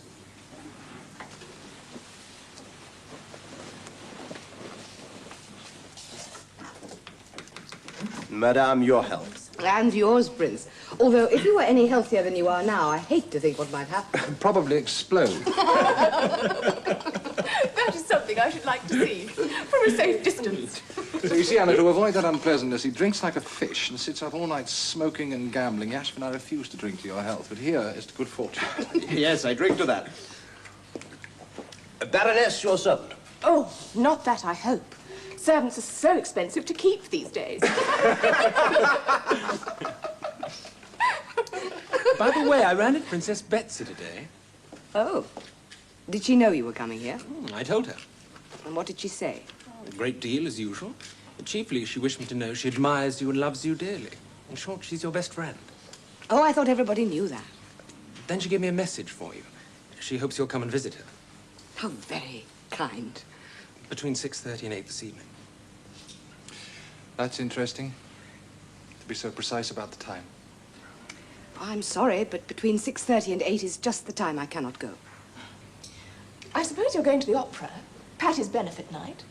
An opera? Do you mean a real opera? All that standing about and people bawling their beards off.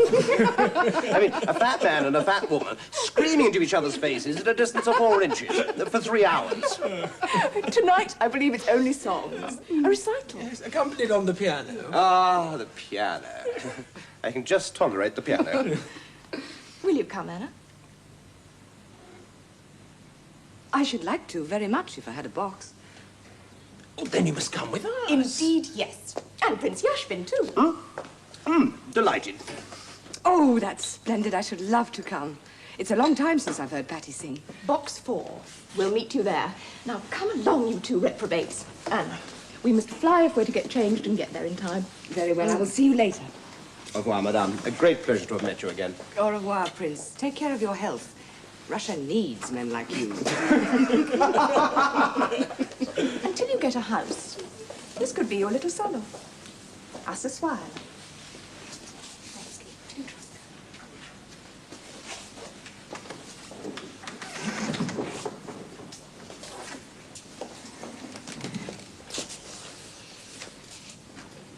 Are you really going to the opera? Is there any reason why I shouldn't? Anna, for heaven's sake, you know you can't go. Are you going? No? You don't wish to be seen with me? It isn't that. It is not that. Don't you realize? I don't care to. Am I a freak? I can't be seen in public, or do you think I ought to be ashamed to show myself? Well, let me tell you that I am not. Not for one moment. No matter what I've done. If it were all to do again from the beginning, I would do the same. What do I care for other people? For me, there is one thing that counts, the fact that we love each other. Or is that no longer a fact for you? Why don't you look at me? I am looking at you, and I see everything in the world that I care for and that I hold most dear. Now, this you must know because of what I do every day to prove it. And I am thinking only of you, and I beseech you, I entreat you Not to go to the opera with Paula, with Petritsky, Yashvin, you're very good friends. All three accepted everywhere in society. What could be more innocent and more trivial? Explain to me. Explain in simple terms why I should not go. Very well. It's Patty's benefit. It's a great occasion. Everyone in Petersburg will be there. Except you. And I am afraid for you. I'm afraid that if you do... Is that you, Anushka? Yes, madam. Well, come in, then. About this evening, madam. Would you draw me a bath, Anushka? I will come directly to choose a gown.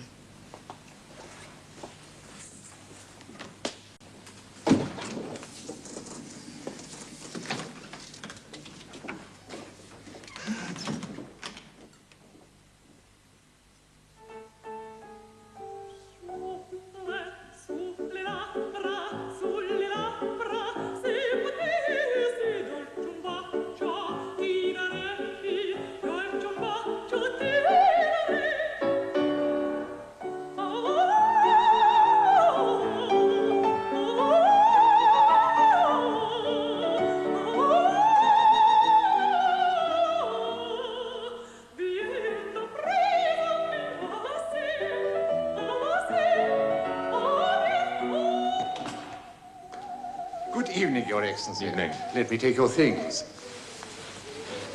Long time since we saw Your Excellency. You chose a good night. An occasion. Pity you missed the beginning. She's in fine voice. Yes, I hear.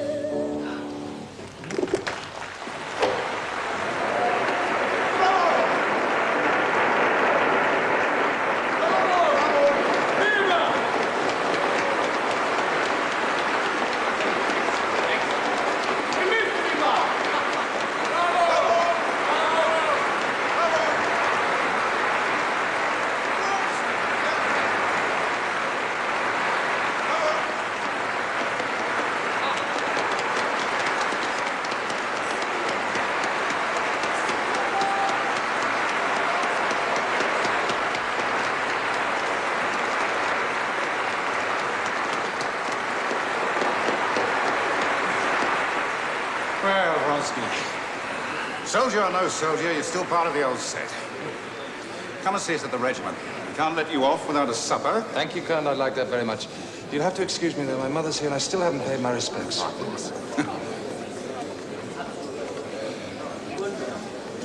Disgraceful. Disgraceful.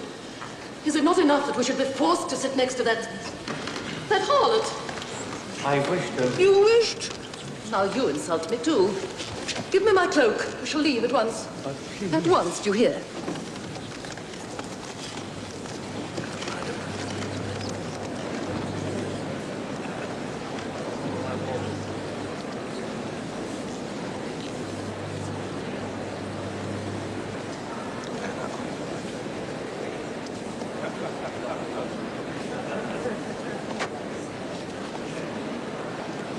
Damnation. Where's Vronsky? You know, Colonel, I think it's time we paid our respects to Madame Karenina.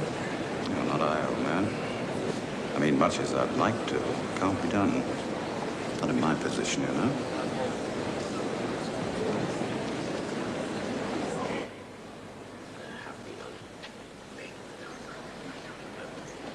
Alexei, where have you been? Did you see what happened? No, what? It was mean and hateful. Madame Katasova behaved abominably. She insulted Anna quite on purpose. Did she indeed? Her husband spoke a few words to Anna by way of... Alyosha, dear boy. Mother. How nice of you to come. I have a charming young girl with me who's pining to meet you.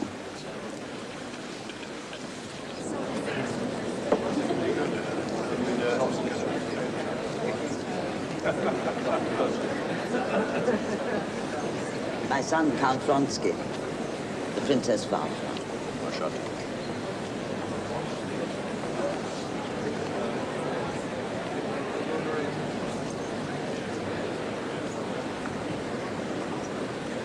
Of course. Will you come, Princess? There are so many people I want you to meet. Should you not be over there with your peculiar friends paying court to Madame Karenina? I must ask you. No? But why not? She has given us a sensation. Patty is extinguished. The famous prima donna's nose is quite out of joint. Excuse me.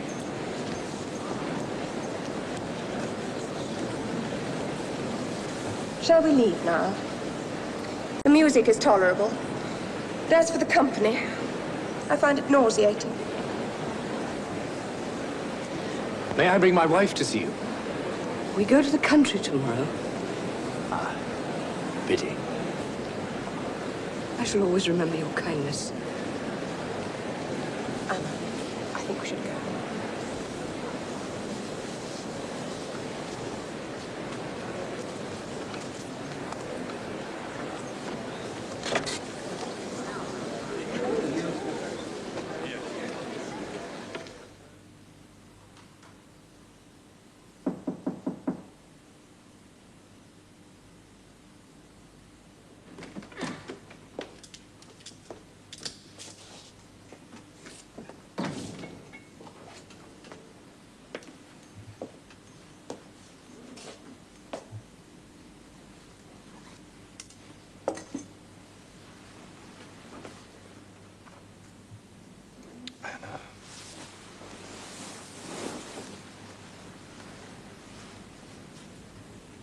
was your fault.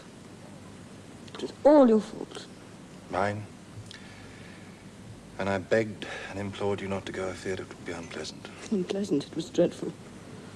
And as long as I live, I shall never forget it. She said it was a disgrace to sit beside me. Silly woman's chatter, that's all. And she called me a filthy name out loud in front of everybody. Why did you risk such a thing? Why did you provoke it? I am to blame. You should have been there beside me to protect me. Yes, I should have been. But you weren't because you don't love me. No, you don't. Ever since we came here, I've been alone. You go out to see your mother, Varia, your friends. Tonight in the theater, I saw you with the girl. The Varvara girl? How often have you seen her? Your mother wants you to marry her, is that it? Well, do so then, do so. She's pretty, and she's rich, and she's not a harlot. Anna. Peace. Quiet.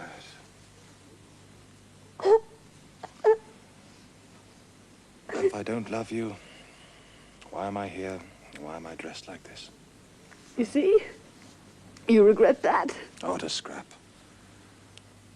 No more than you regret everything you've given up for me. You said this evening. Yes. And it was true. Even Seriosha.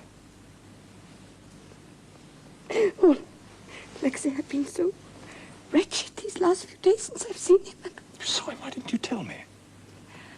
I realized that I'd never see him again. Never. Should have told me. Yes. I was afraid to. You seemed so cold. I thought you might think me tedious. Oh, silly. If you don't tell me your troubles, how can I comfort you? Huh?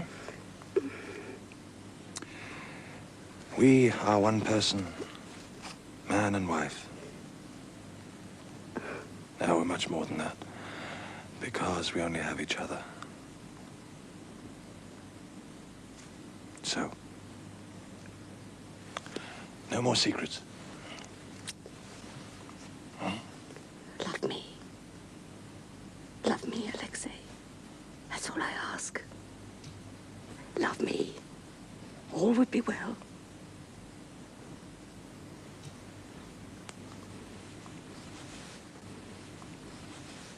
Oh, this heat.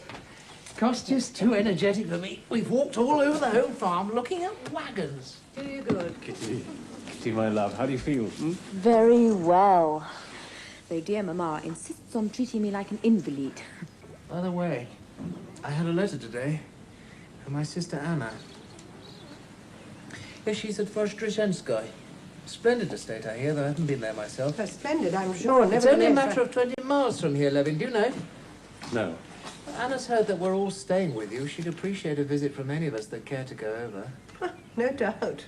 Are you going, Stiva? I can't, I'm afraid. Not yet, anyway. Oh, you know I have to leave tomorrow. Ah, yes. Yes, of course. I'd like to visit your sister, but Kitty mustn't travel. I should think not, indeed. In any case, Stiva... Quite out of the question. I shall go. Dolly, my dear. I shall go because Anna is my sister. But apart from that, I feel sorry for Anna. And I'm fond of her. She's been a good friend to me. So, Kostya, if you'll be so kind, may I have the use of a carriage tomorrow? Yes.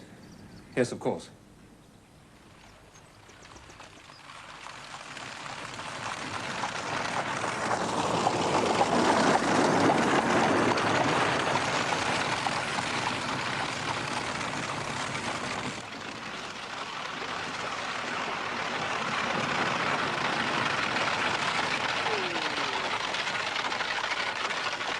It's Dolly. Alexei, it's my Dolly.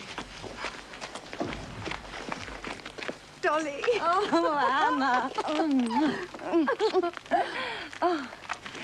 You have no idea how pleased we are to see you. Thank you for your welcome. Now, Anna, where shall we put the princess? The big balcony room, I think. No, that's too far off. She'll be better in the corner room. Dolly, this is Count Petritsky. He's a rogue and a wretch, but he's our very good friend. Pierre, my sister-in-law, Princess Oblonsky. Enchanted, Princess. Now, come along, come along. How was your journey? Well, I'm very tired. Well, Alexei, tell everyone that Dolly is here. We'll meet at luncheon.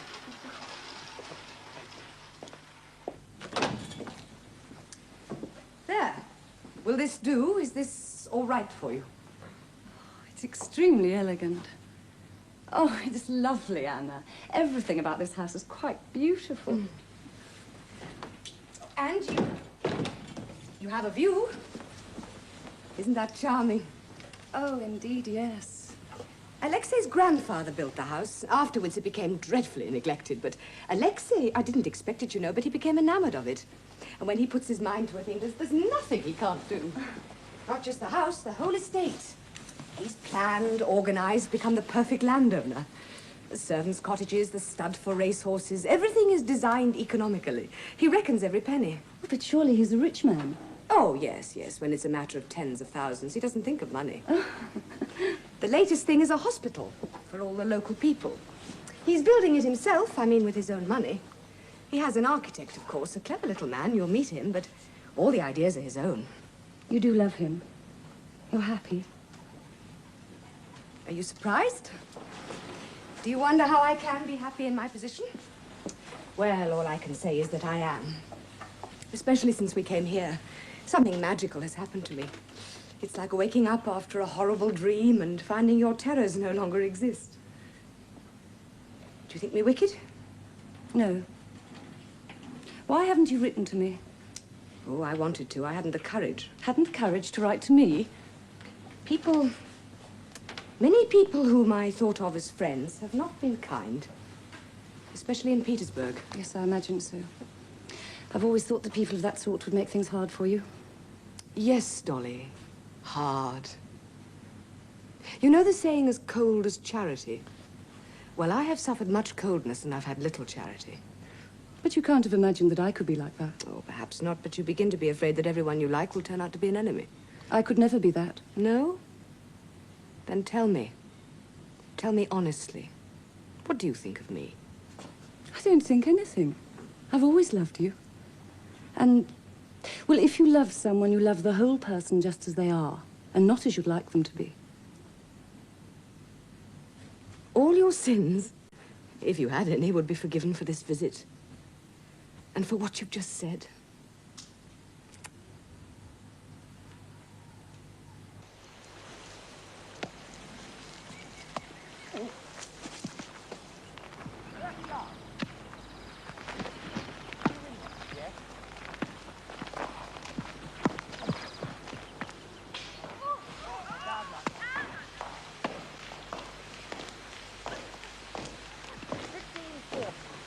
Would you like to walk on, or shall we sit here? Thank you.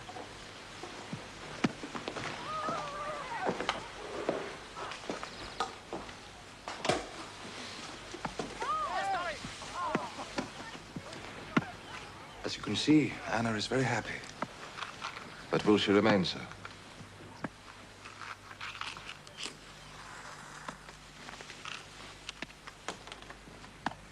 We're bound together for life. Everything that we hold sacred. We have a child. We may have other children. The law is such that the implications are intolerable. My daughter is not my daughter, but Karenin's. The law says so. Someday, we may have a son. And by law, he would be a Karenin. He would not be heir to my name or property. And the prospect is so bitter that...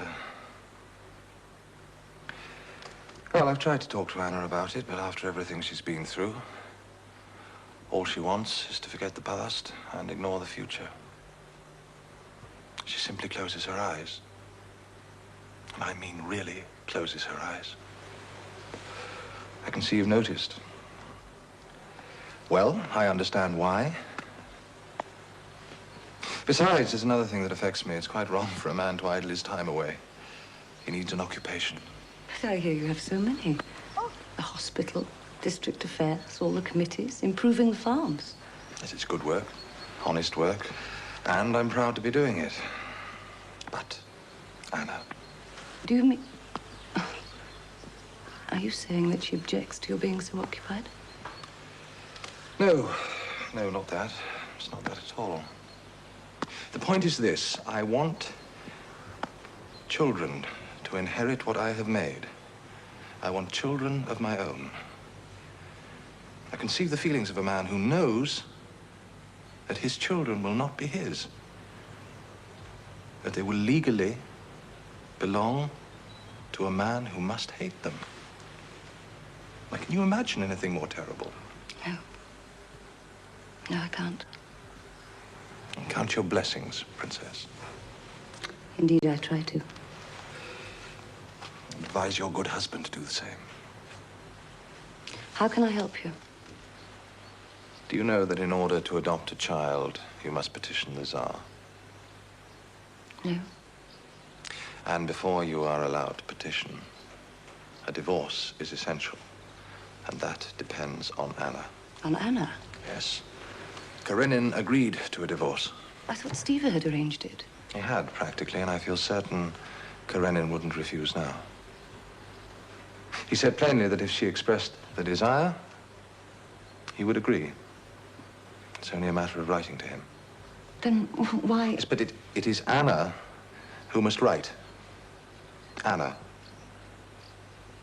And he knows very well that she can't bear even to think of him. And yet she is the one who must write and appeal to his generosity. There's a sort of stubborn cruelty in that man. Well, then she must write, however painful it may be. You do see that? It's vitally important for her that she should, as it is for me. And you want me to try and persuade her? Dolly, I'm clutching at you quite shamelessly, in the hope of salvation. Then I will try. Of course I will. What puzzles me, though, is why she doesn't think of it herself.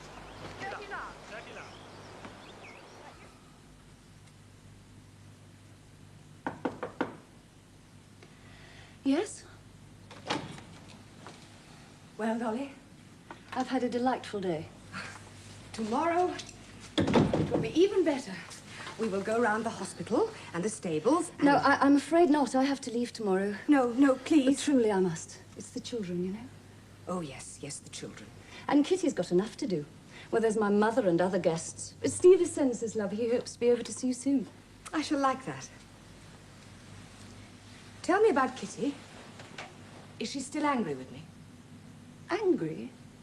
Oh, no. And she is happy, I hope so. They say Levin is a very nice man. He's much more than very nice. I don't know a better man. And they're going to have a baby. Oh, that is good. I am glad. Much more than very nice? What do you mean by that? He's... Well, he's a sort of saint. What? But a warm saint. A warm saint? I like that. He's kind, generous, quick-tempered. He affects to deny religion. A saint without religion? It's strange, isn't it? And yet all his ideas and his actions are those of a Christian man. Fortunate, Kitty. Indeed, yes. But Anna, tell me about yourself. There's such a lot I want to hear. I've had a talk with... With Alexei, I know. I saw you walking together while I was playing that absurd game.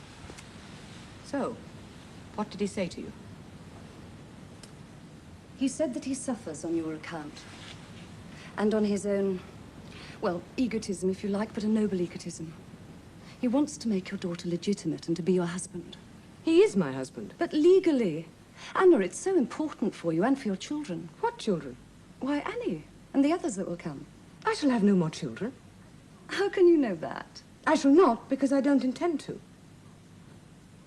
But Anna... But Dolly... Are you really so ignorant?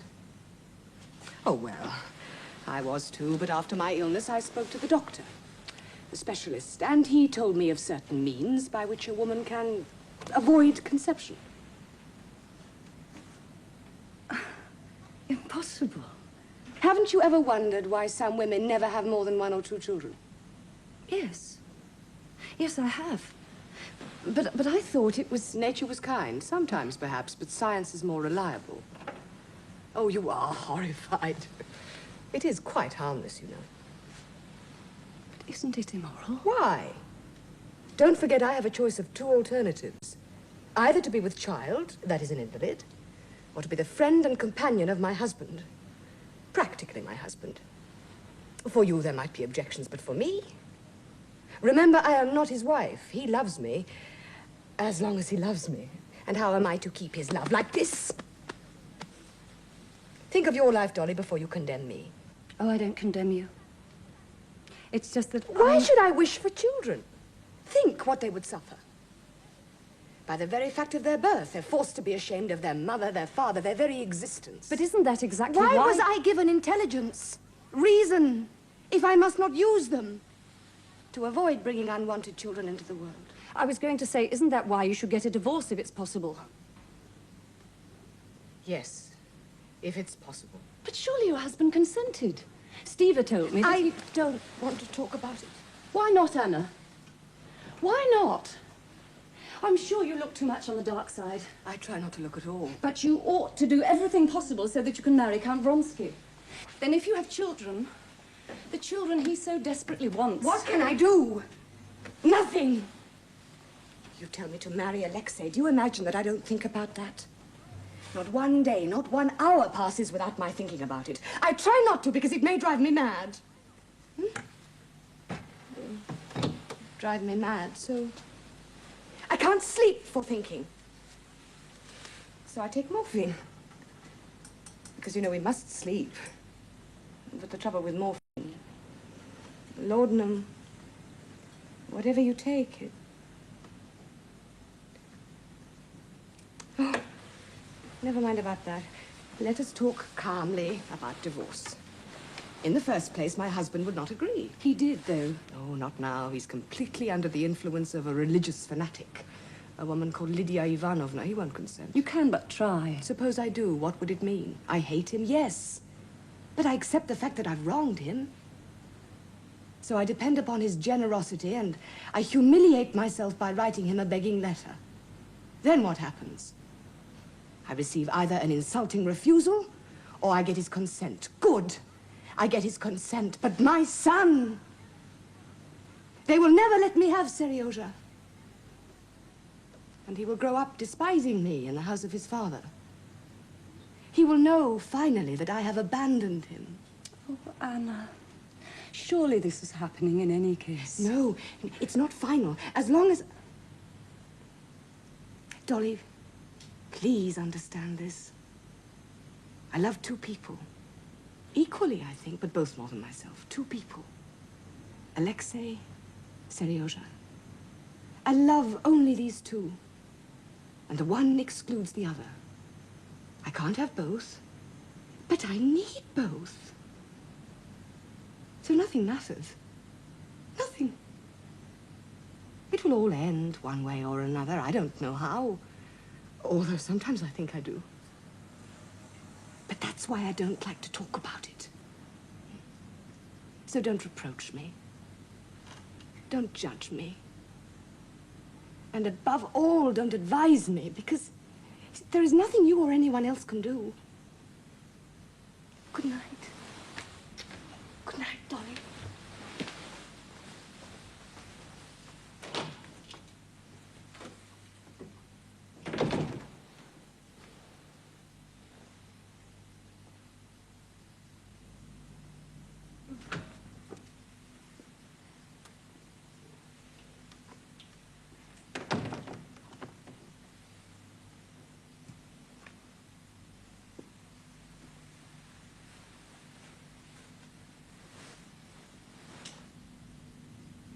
Did you have a talk with Dolly?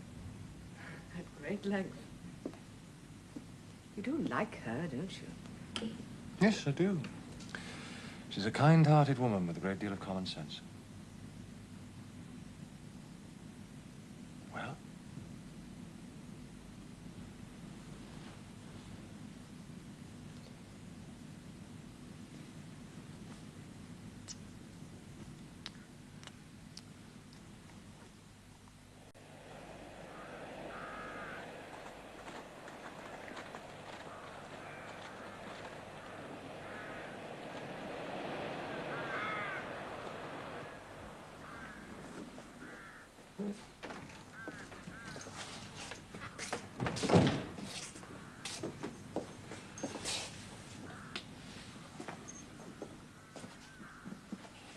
So you've decided to go? It was decided weeks ago. I hoped. I just thought you might change your mind. You know that's impossible. You have said that several times. The elections are so important that you have to be there. Why are they so important? What, for me? Well, yes, for you. Have I not told you that too? I don't remember. Then I'll remind you, these are the nobility elections in our province. And for various reasons, they've attracted a lot of public attention. Eminent people will be there from Petersburg, Moscow, even from abroad. We are to elect a new marshal, and as one of the leading landowners in the province, it's my duty. Ah, that's it. Now I remember. I know duty came into it somewhere. Will there not also be concerts, dinners, balls? I believe so.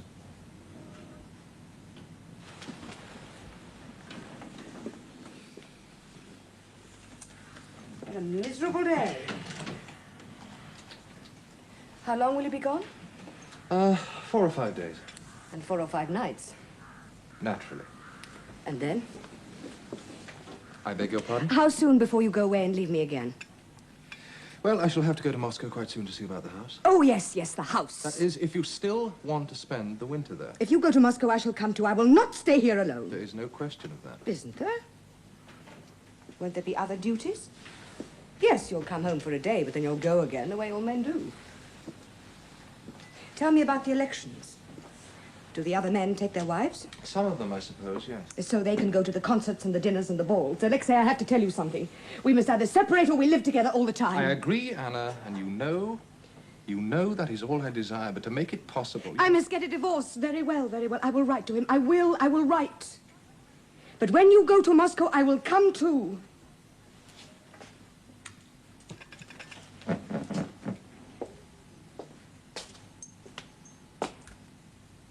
You make it sound like a threat. Alexei. Alexei. Dear Alexei. Take care. Come home safely.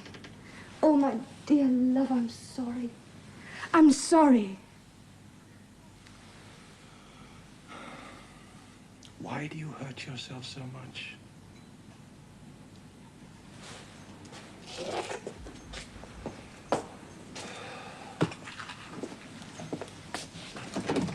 God go with you.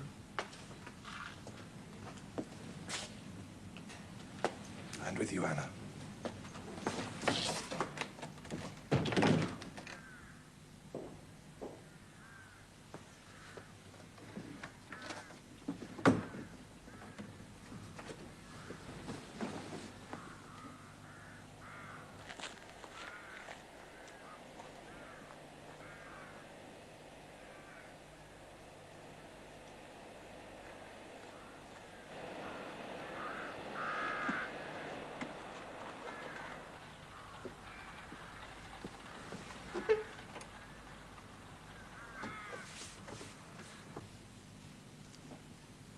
So finally and at last she begs for a divorce.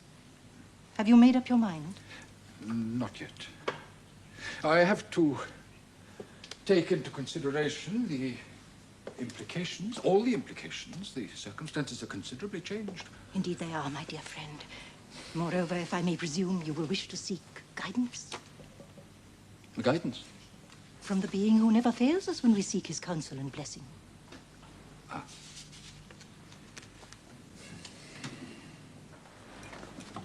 If anything happens, you know, I'm dining out with Stiva at the club. You'll send for me at once. Will you do that? If you wish it. I do. Though I believe at these times husbands are better out of the way. I'd like to be with you all the time. All the time. Question, dearest, no. That would never do. Well, I suppose not. But don't forget, it's my baby, too. I shan't forget that. How was your visit? Was your godmother well? For her age, she's wonderful. Still adores company and her little salon. Papa was amusing on the way home.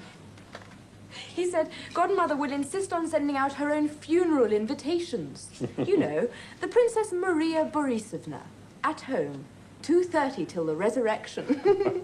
Who was there? Among others, Count Vronsky. What? Did you speak with him? Of course, dearest. Oh. Kostya, I want to tell you about this because it's important. It isn't. It isn't to me. Oh, yes. When Papa and I arrived, he was there. And for a moment, just for a moment, Kostya, I was embarrassed. Papa was wonderful, as he would be. He went at once to speak to him while I talked to my godmother. And suddenly I realized I felt no emotion at all. Only indifference. Kostya, it was such a relief to know that I could meet him and smile and chat as if we were strangers. No, better than that. Slight acquaintances. What did he say? He mentioned Dolly and Stiva and you, Kostya. And me? Only to say that while we were in Moscow, he'd like to meet you again. Did he? And then he went away, and all I wished was that you could have been there.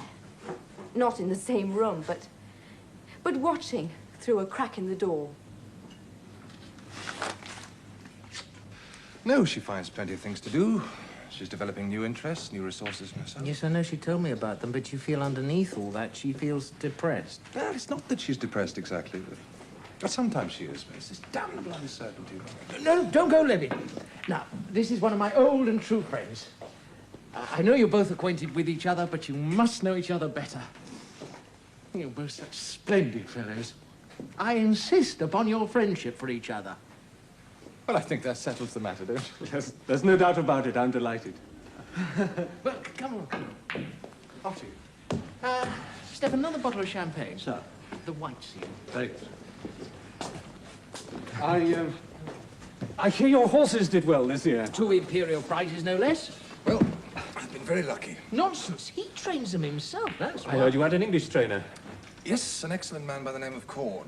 Unfortunately, he died last winter, poor chap. So, as I Oh, had not time... Vronsky, you don't trust anyone else. Perhaps. Am I correct? Do you keep horses? Ah, no, my father did. So I know a little of the mystique. I'm a farmer. So I understand. What sort of farming? Nothing very special, everything from oats to turnips. But if I do have a particular interest, it's with cattle. I started some years ago with local stock, but they did poorly, so I imported some Friesians. Friesians? Are they good breed for beef? But I've been crossbreeding. Last year I bought myself a red shorthorn bull, and the stock's improved enormously. You're You'll be talking surprised. farmer shop. I thought you would. Well, here's to friendship, amity, fraternity, fellowship, and brotherhood. Friendship, amity, fellowship, and... Fraternity and brotherhood.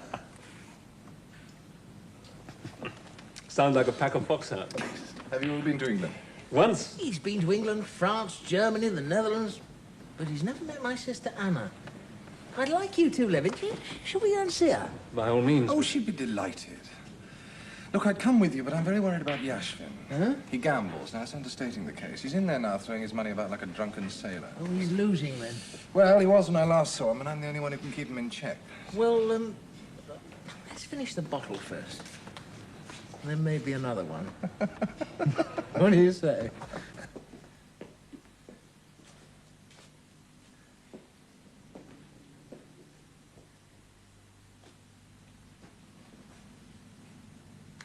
I'll go and tell her you're here.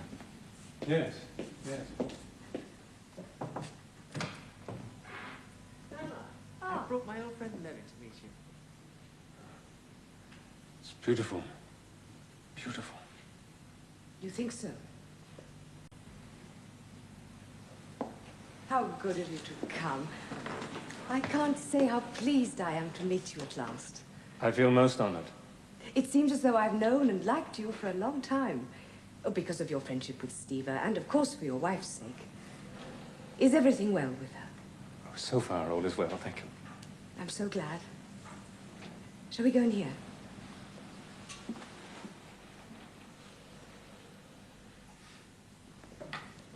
Oh, yes, indeed, but, This is my little English companion, Susan Cord.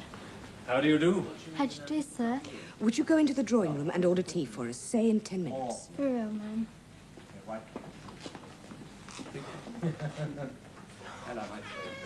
Did you say Cord?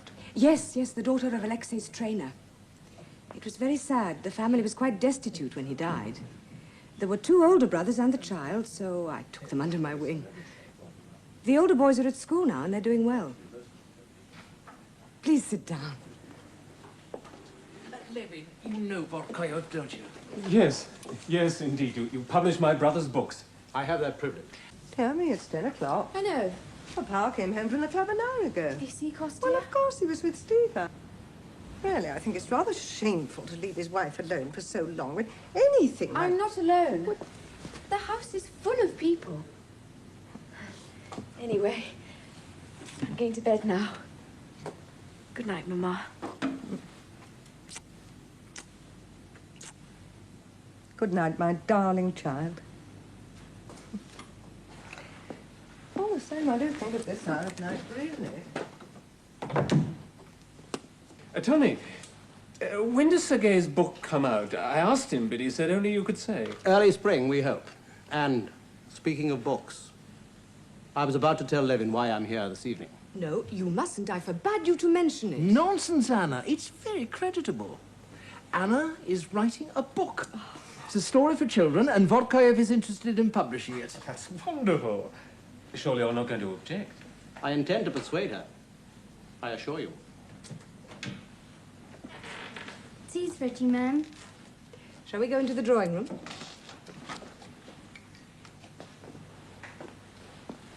Now, going back to what you were saying about authors... Oh, yeah, well, that was a joke. Yes, but still... Yes, but still there are authors, you see, and some of them very good authors. So? And their work sells everywhere. So you're a writer? What they do... I find that enormously interesting. I write for the same reason that I read. I adopt orphans and I embroider handkerchiefs. I have nothing useful to do. Surely writing is useful, providing it's creative. Shall I tell you about my writing? It reminds me of those little baskets that convicts make in prison. A woman I know was chairman of some society, and she used to sell them to her friends. The prisoners, you see, they had nothing useful to do in their cells, so they made these objects. They're useless objects. They're miracles of patience.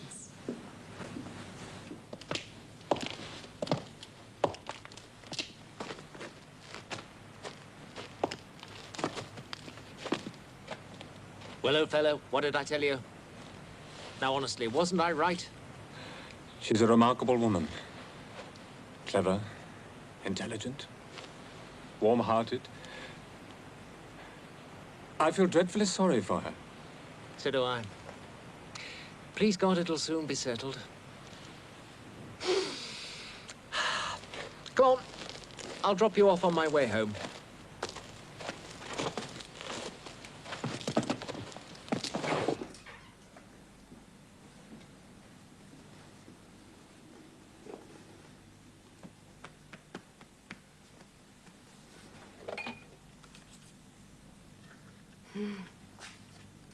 Young man.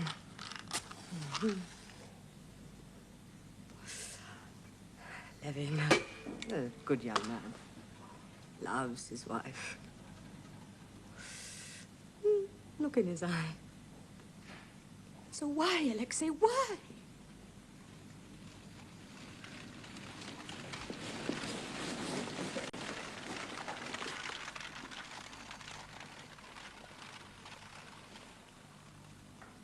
Alexei, can't you see? I must not be left alone.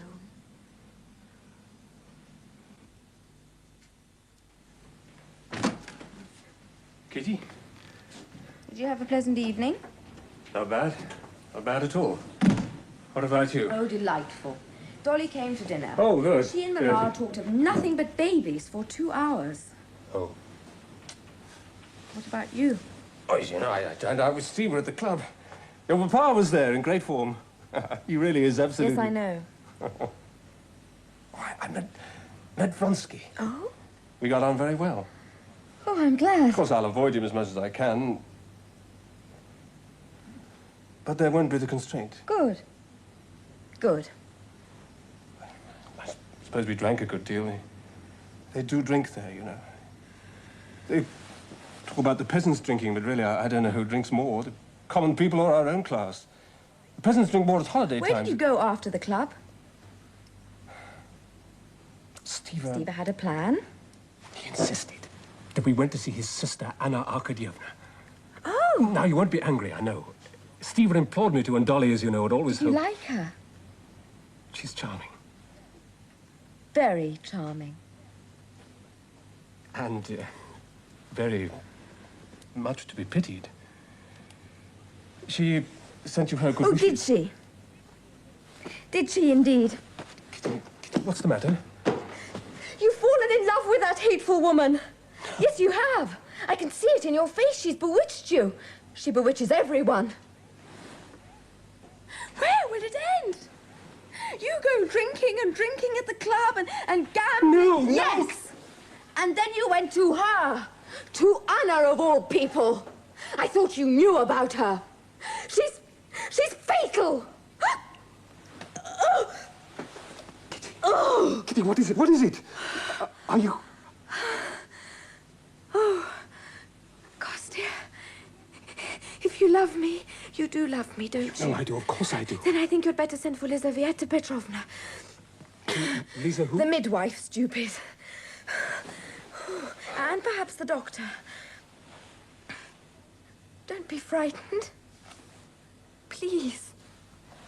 You mustn't be frightened. I'm not afraid.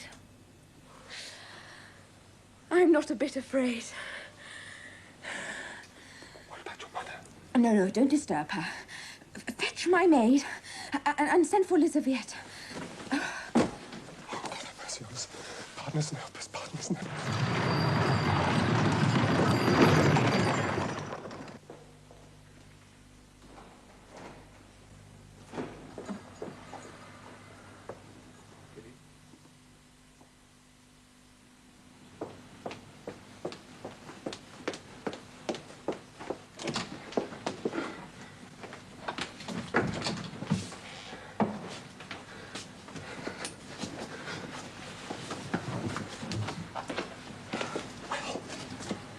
What's happening?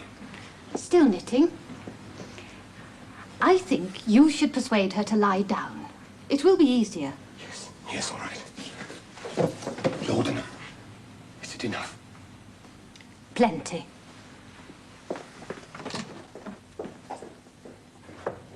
Kitty, What is it, dearest? don't you think you should... we should lie down. Or at least sit down. Oh, well, if it'll keep you from worrying. Nothing will do that. Well, you must try, because it may be hours yet. Hours? And you'll wear yourself out. What do I matter? The whole world to me.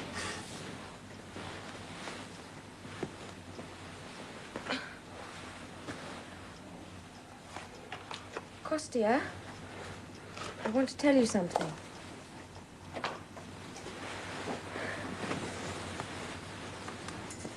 I know what I have to endure, and I'm ready for it. I long for it, because I want this child, and the others that will come if God wills. If God wills?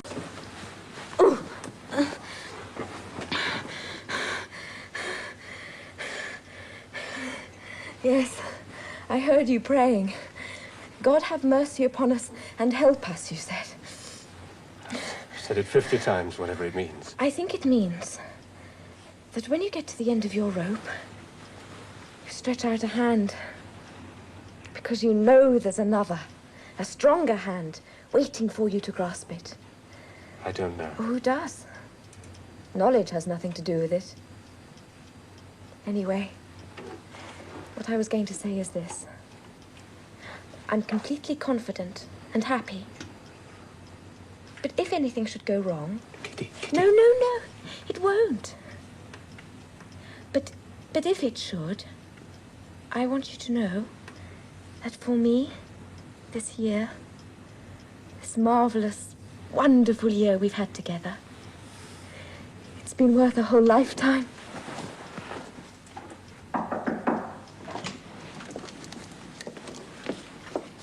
Here's the doctor come, the good soul. Well, there's nothing for him to do. And your mother's up and would like to see you. Of course. And your father's up and dressed and walking about downstairs. Would you not like to go and keep him company?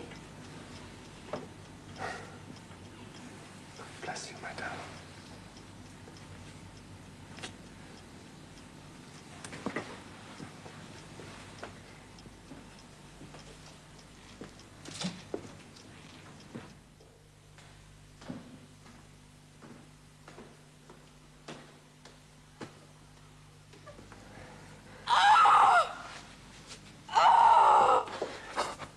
As you know, Kostya, I am a temperate man. But on these occasions... No, my boy, I insist. Very good. Here's the baby crawling now. Count that up.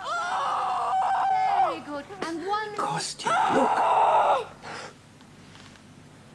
A beautiful day.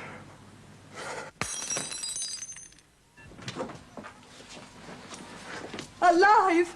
Alive and a boy! Kitty! Kitty! No, no. Shh.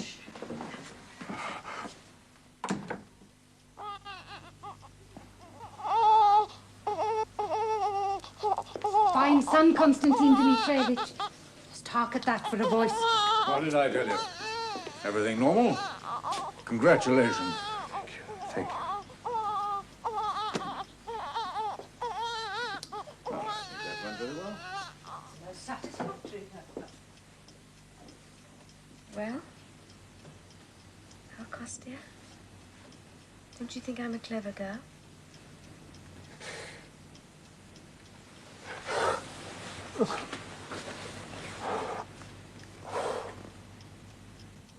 All these months, not one word. I was persuaded against my will to write, and what happens? Nothing. Yes. It's an intolerable situation. It's not that I mind so much about the divorce. But surely you But still... it matters a great deal to Alexei. He's restless, out of sorts. Why don't you go to the country? Dolly said you were both so busy and contented there. Well, we mean to go, but somehow we find it hard to make decisions. And then Alexei's mother. There's always some little thing or other that she wants him to do for her. More tea? No more, no, thank you.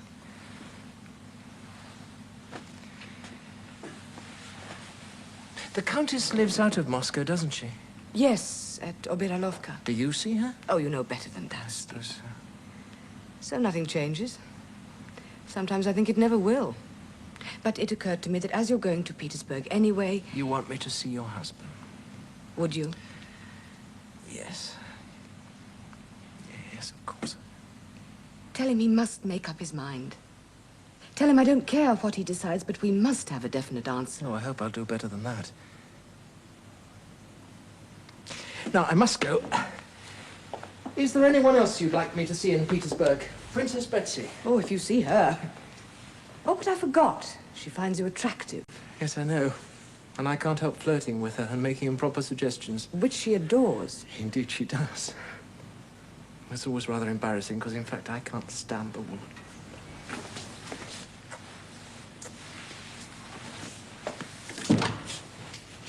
There is someone else I would like you to see. Yes? Seryoja. See him if you can. Find out if he's well, if he's happy. I want to know all about him. That's a tall order. Steve, I want to know if he remembers me.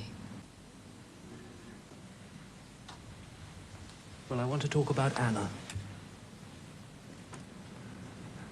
Oh. What is it you wish to say? If you had seen her all this winter, her position is impossible. Literally awful. I was under the impression that your sister had everything she desired. Now, you know what she's waiting and hoping for. I understood she declined to divorce if I insisted on keeping the boy, and I do so insist. The matter is closed. Then I beg you to reconsider. I consider it closed. She herself asks for nothing. But I, her brother, and her friends, all those who love her, beg and implore you. What is the point of making her suffer? Who gains by it? You're putting me in the position of a defendant.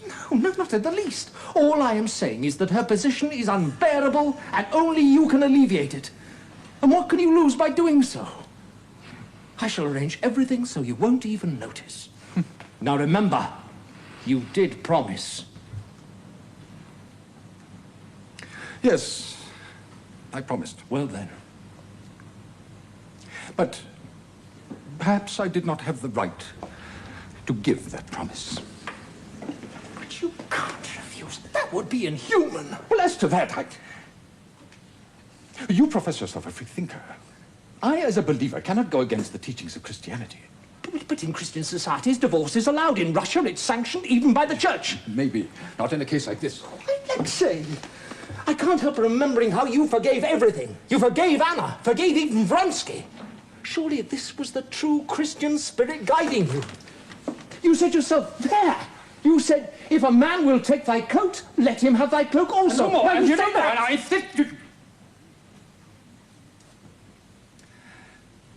I insist that you drop this subject. I'm sorry, I had no wish to distress you.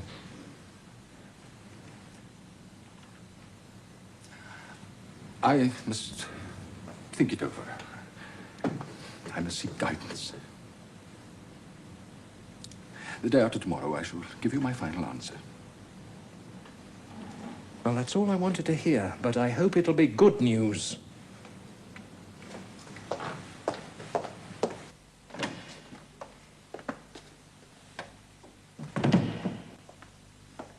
My coat, Petrov.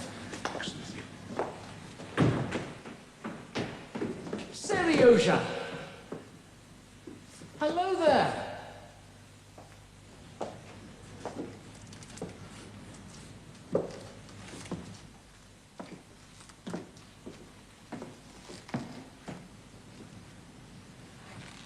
Well, do you know who I am? Yes, Uncle? Good. You haven't changed much either. Oh, bigger, of course, and a good bit stronger, I should wonder. I am pretty strong. Not as strong as Berensky, of course. Who's Berensky, the school Hercules? Will you call him Sam? Sam? Short for Samson. Oh, But I can stand on my hands. And he can't. well done, you. Look, I'm just going. Will you see me out?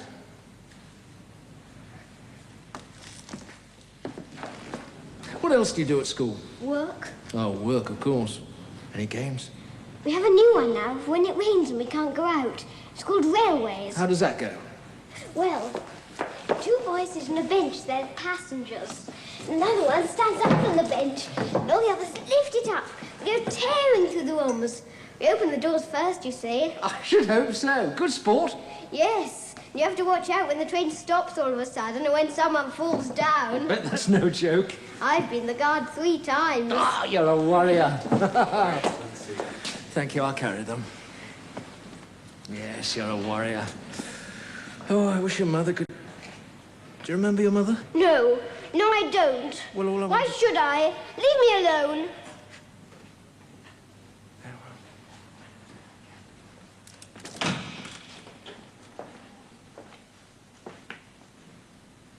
Goodbye, Sergej.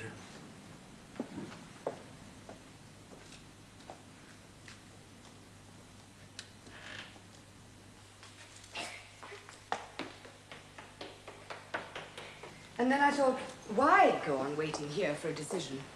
Won't it do just as well in the country? I can't wait any longer. And why should we?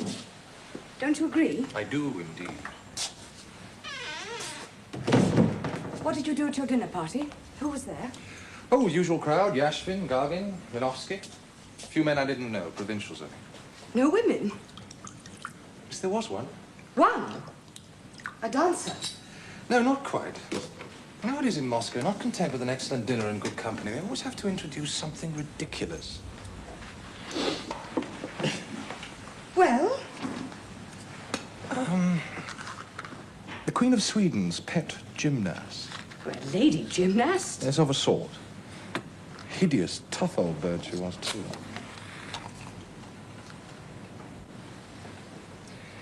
Well, when are we off? And that's too absurd. What did she do? Gave a display of her art, if you can call it that. Exercises? Most energetic. Disgusting. Well, not really. It's rather tedious, actually. When were you thinking of going? And the sooner the better. Not tomorrow, I'm afraid, but I could be ready the day after. Good. Oh, now wait a moment. That's Monday. I have to see my mother. I'm sorry. Oh. Tell me, is the Princess Sorokin still with her? Yes, I believe so. I see. Could you not see your mother tomorrow? Sunday, no. The business is to do with the power of attorney and the money won't be ready. Oh, then we won't go at all. Why ever not? I shan't go any later. It's Monday or it's not at all. Why ever not? Because you don't speak the truth. Yet you're always boasting of your honesty. I never boast. And I don't tell lies. And it's a great pity if you can't respect them. Respect was invented to cover up indifference. If you don't love me anymore, say so. Tell me to my face. That at least will be honest. This is beyond endurance. Whatever I do, whatever I say, you make an excuse for a quarrel. Look, I have a great deal of patience, but by God, Anna, it has its limits. What do you mean by that? You seem determined to tear us both to pieces, and I cannot stand it any longer. I will not tolerate suspicion and abuse without any reason. Now, you just tell me, plainly, and without any hysterics, what is it you want? That you shouldn't desert me as you are thinking of doing. I can see it. I can see it in your eyes. Hatred, the desire to be rid of me. You ask what I want? I want nothing but your love. And that is gone, so everything is over. It's finished.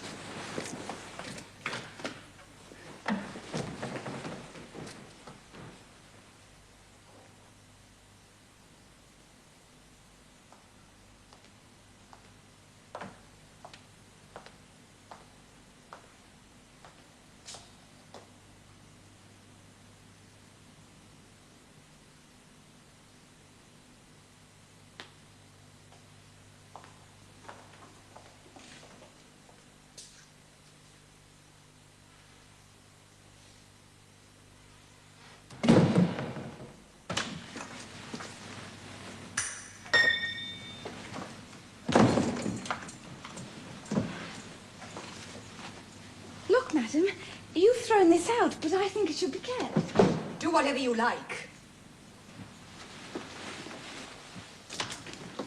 Anushka. Yes, madam. If Count Vronsky wishes to see me this evening, would you ask him not to come in? I have a bad headache. Yes, it's over. Must end it. How? Where am I to go? Seriously, if I could... No. It's impossible. For you, I nearly died. I should have died then. I wanted to. I prayed to die. Alexei. Oh, Alexei would have been sorry. He would have mourned for me, perhaps forever. But now, would he mourn? Would he pity me? Would he suffer if I...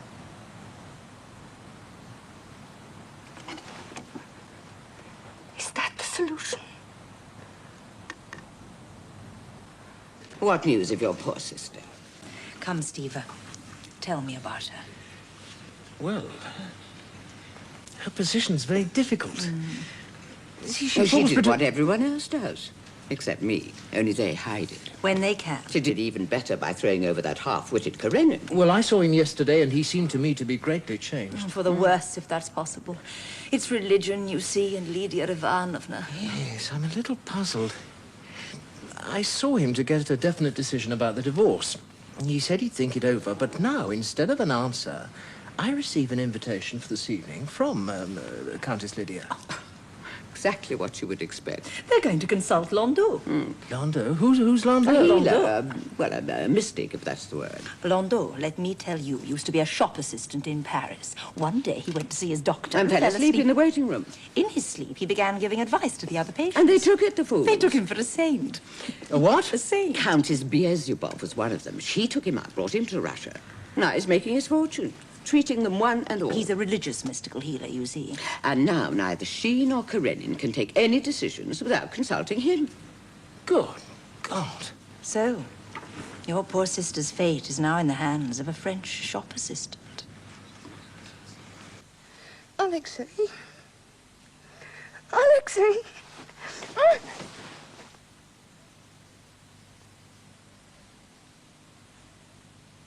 He didn't come. Oh, I said he was not to come, but if he'd loved me, he would have come anyway. No, it's finished. What is left to us? Punishment? How?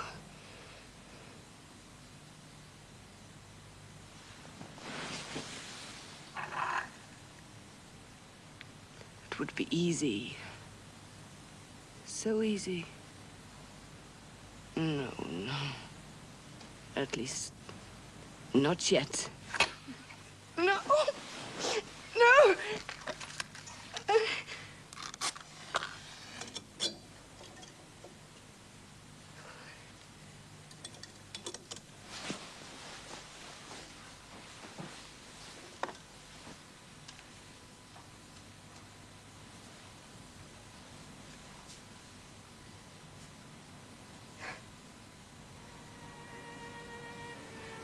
I am to blame. If I were kinder to him, if I were more loving.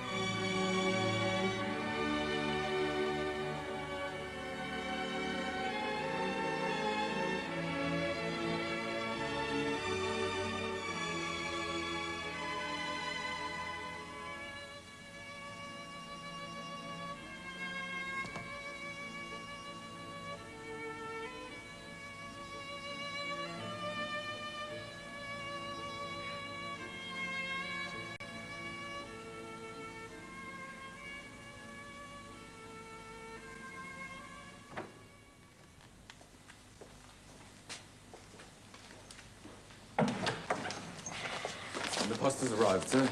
And there's a telegram from Petersburg. Thank you.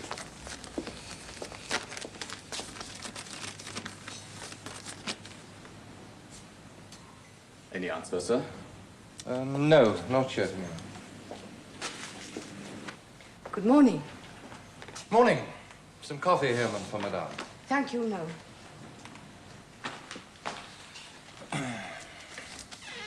Your headache quite better? Quite better. That's good. I'm just off to Oberolovka. I have these papers for my mother to sign. Now, she can send me the money later. That means we can leave tomorrow. So it was possible after all, but I doubt if I can be ready now. Who was your telegram from? From Stiva. Well, why did you throw it away? Because it annoyed me. Stiva has a passion for sending telegrams. Why telegraph when nothing is settled? About the divorce? Yes.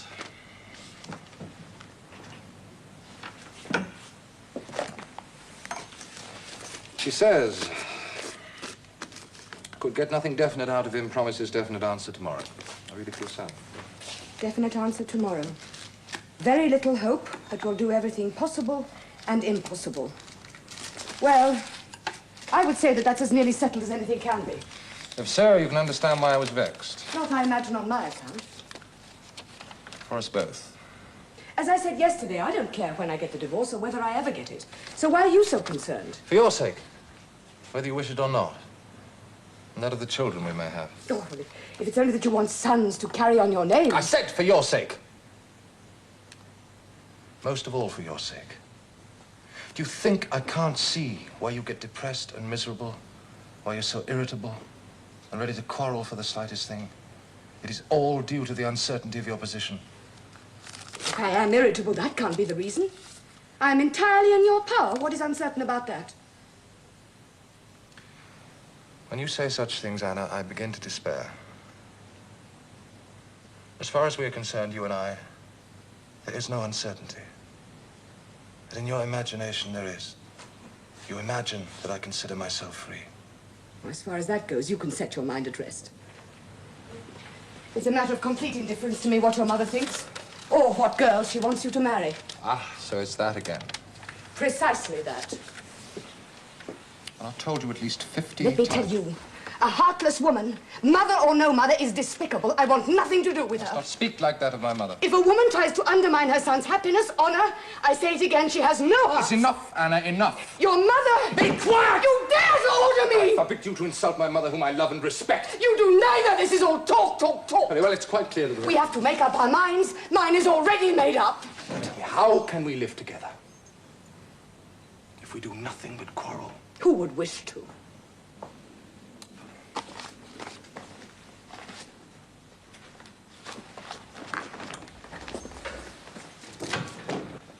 You will be sorry for this.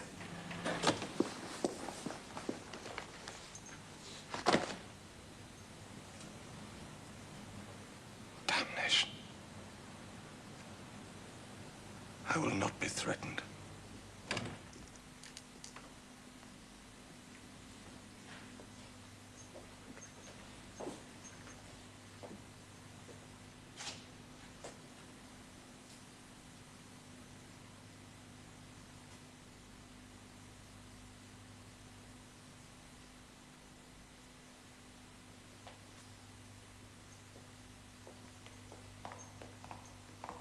I shall go on to the club first and then on to the station. Pack the rest of my things and make sure the carriage is sent back into the office in case of damage. Very good.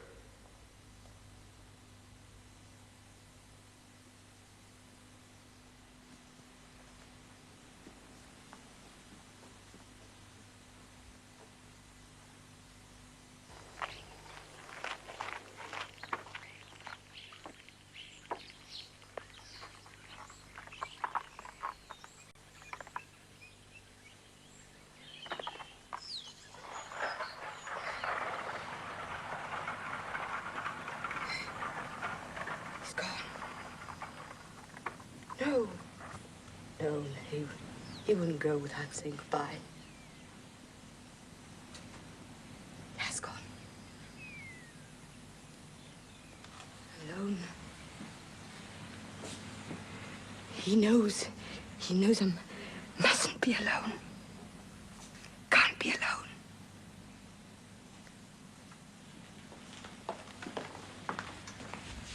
Is there anything I can do, madame? No. Yes, I think so.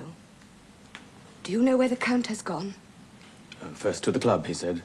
Then to the railway station. He left word for the carriage to return directly in case you should wish to go out. Then will you please send someone to the club at once? No, Herman. Would you go yourself, if you will? Would you tell him I must see him urgently before he leaves for the station? Would you tell him it's very important?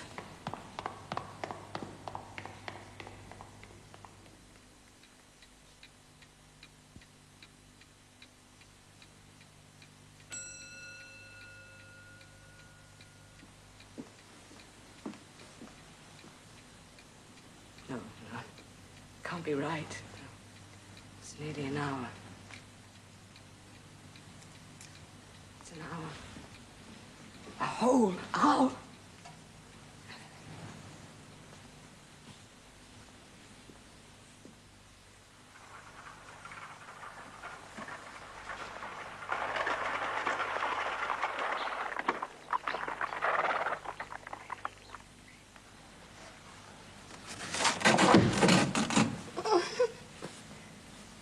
I must think what to do now. Because he's... The Count had already left the club, madame, so I went to the railway station. Yes? The train was just leaving. Did you give him my message? Yes, madame. The Count asked me to tell you that he's sorry, but he cannot be home until 7 o'clock. Anything else, madame? Wait.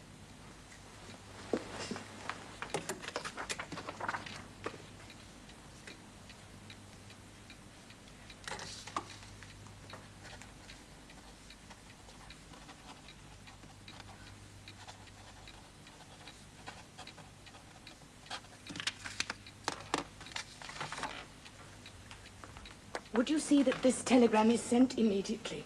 At once, madame.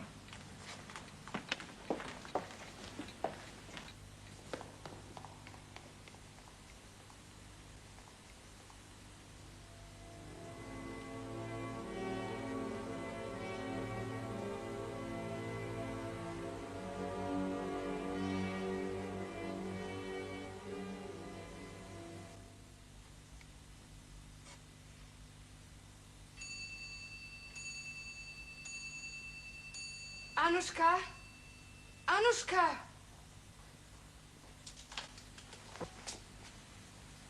Are you sure there has been no telegram for me? No, madam. I just told you. Well, go on. No, what's the use of that?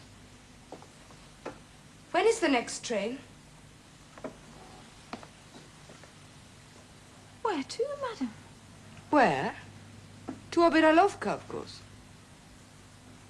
I'll find out. Yes. Yes, and order the carriage.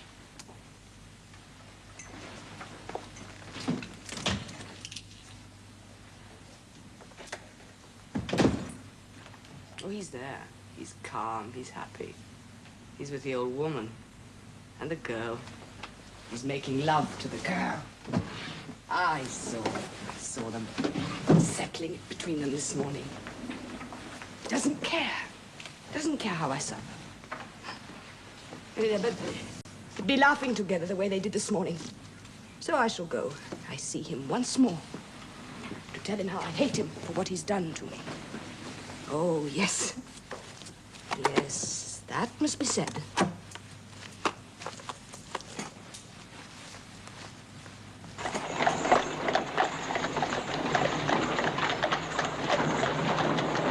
And even supposing that I am mistaken, that I only imagine horrible things, so I implore him to forgive me. I confess myself in the wrong. What then? It will all be the same the next time. Worse each time. So, what is it I want? Divorce? Marriage? Oh, he'd go through with it because he's honorable, but the zest has gone out of it for him. Oh, yes, that's quite clear. And I, if I could be anything but his mistress, but I don't want more than that. No, if we were married, he would treat me kindly, gently, but only from a sense of duty. I would rather be hated, outright, honestly, as people hate each other all over the world. It's the same, everywhere. Always.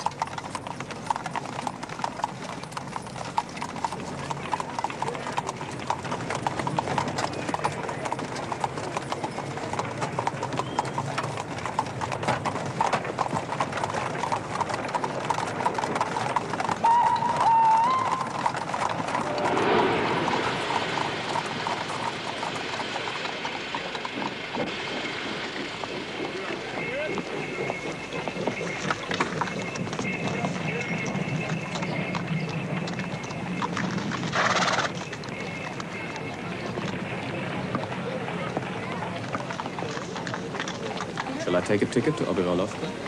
What? Oh, yes, certainly.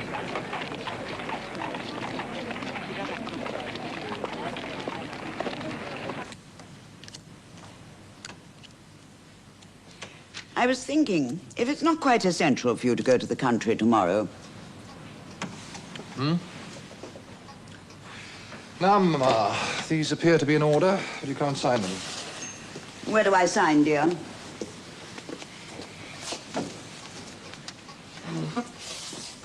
There, there, and there.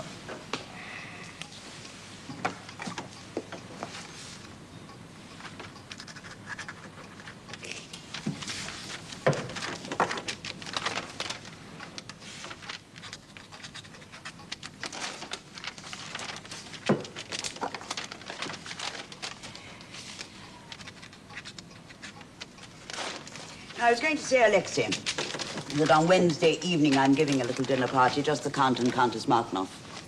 And the Princess Sorokin, of course. An attractive little thing, is she not, and her fortune. Now, Mama, I have already told you. Thank you. Not bad news, I hope? No, not particularly. But I think I shall have to get the next train back. Oh, no, that's too bad. Is it so important? Yes, I have a feeling that it is.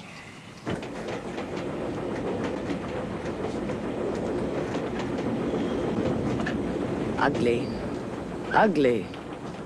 Not only their faces or bodies, they're ugly right through to the heart and soul. We are all created to be miserable, so we all invent ways of deceiving one another. Falsehood, deception, cruelty. But when you are forced to see the truth, what can you do? Escape.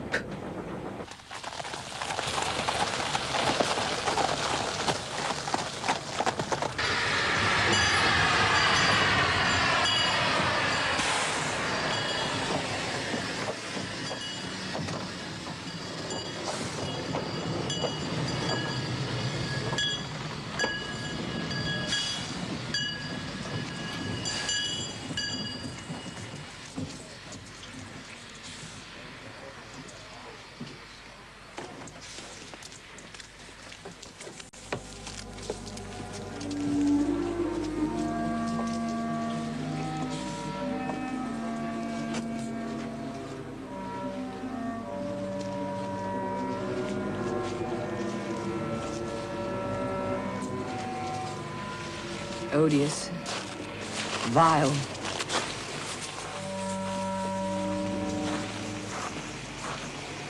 Ugliness everywhere. A world full of hideous people.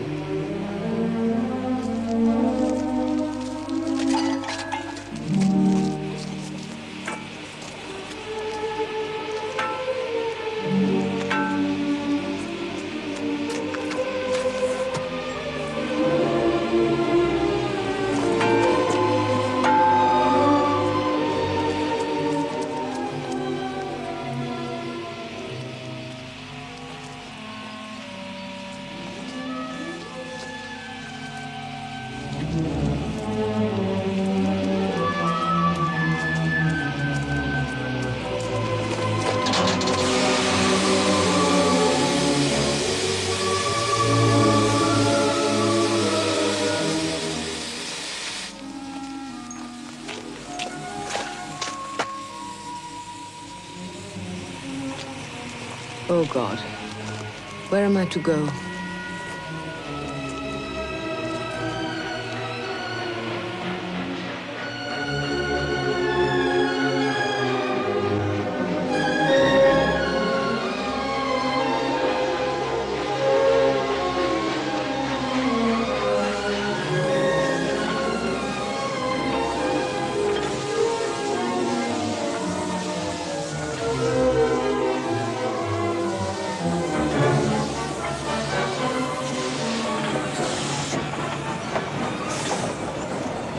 There's nothing more to do or see.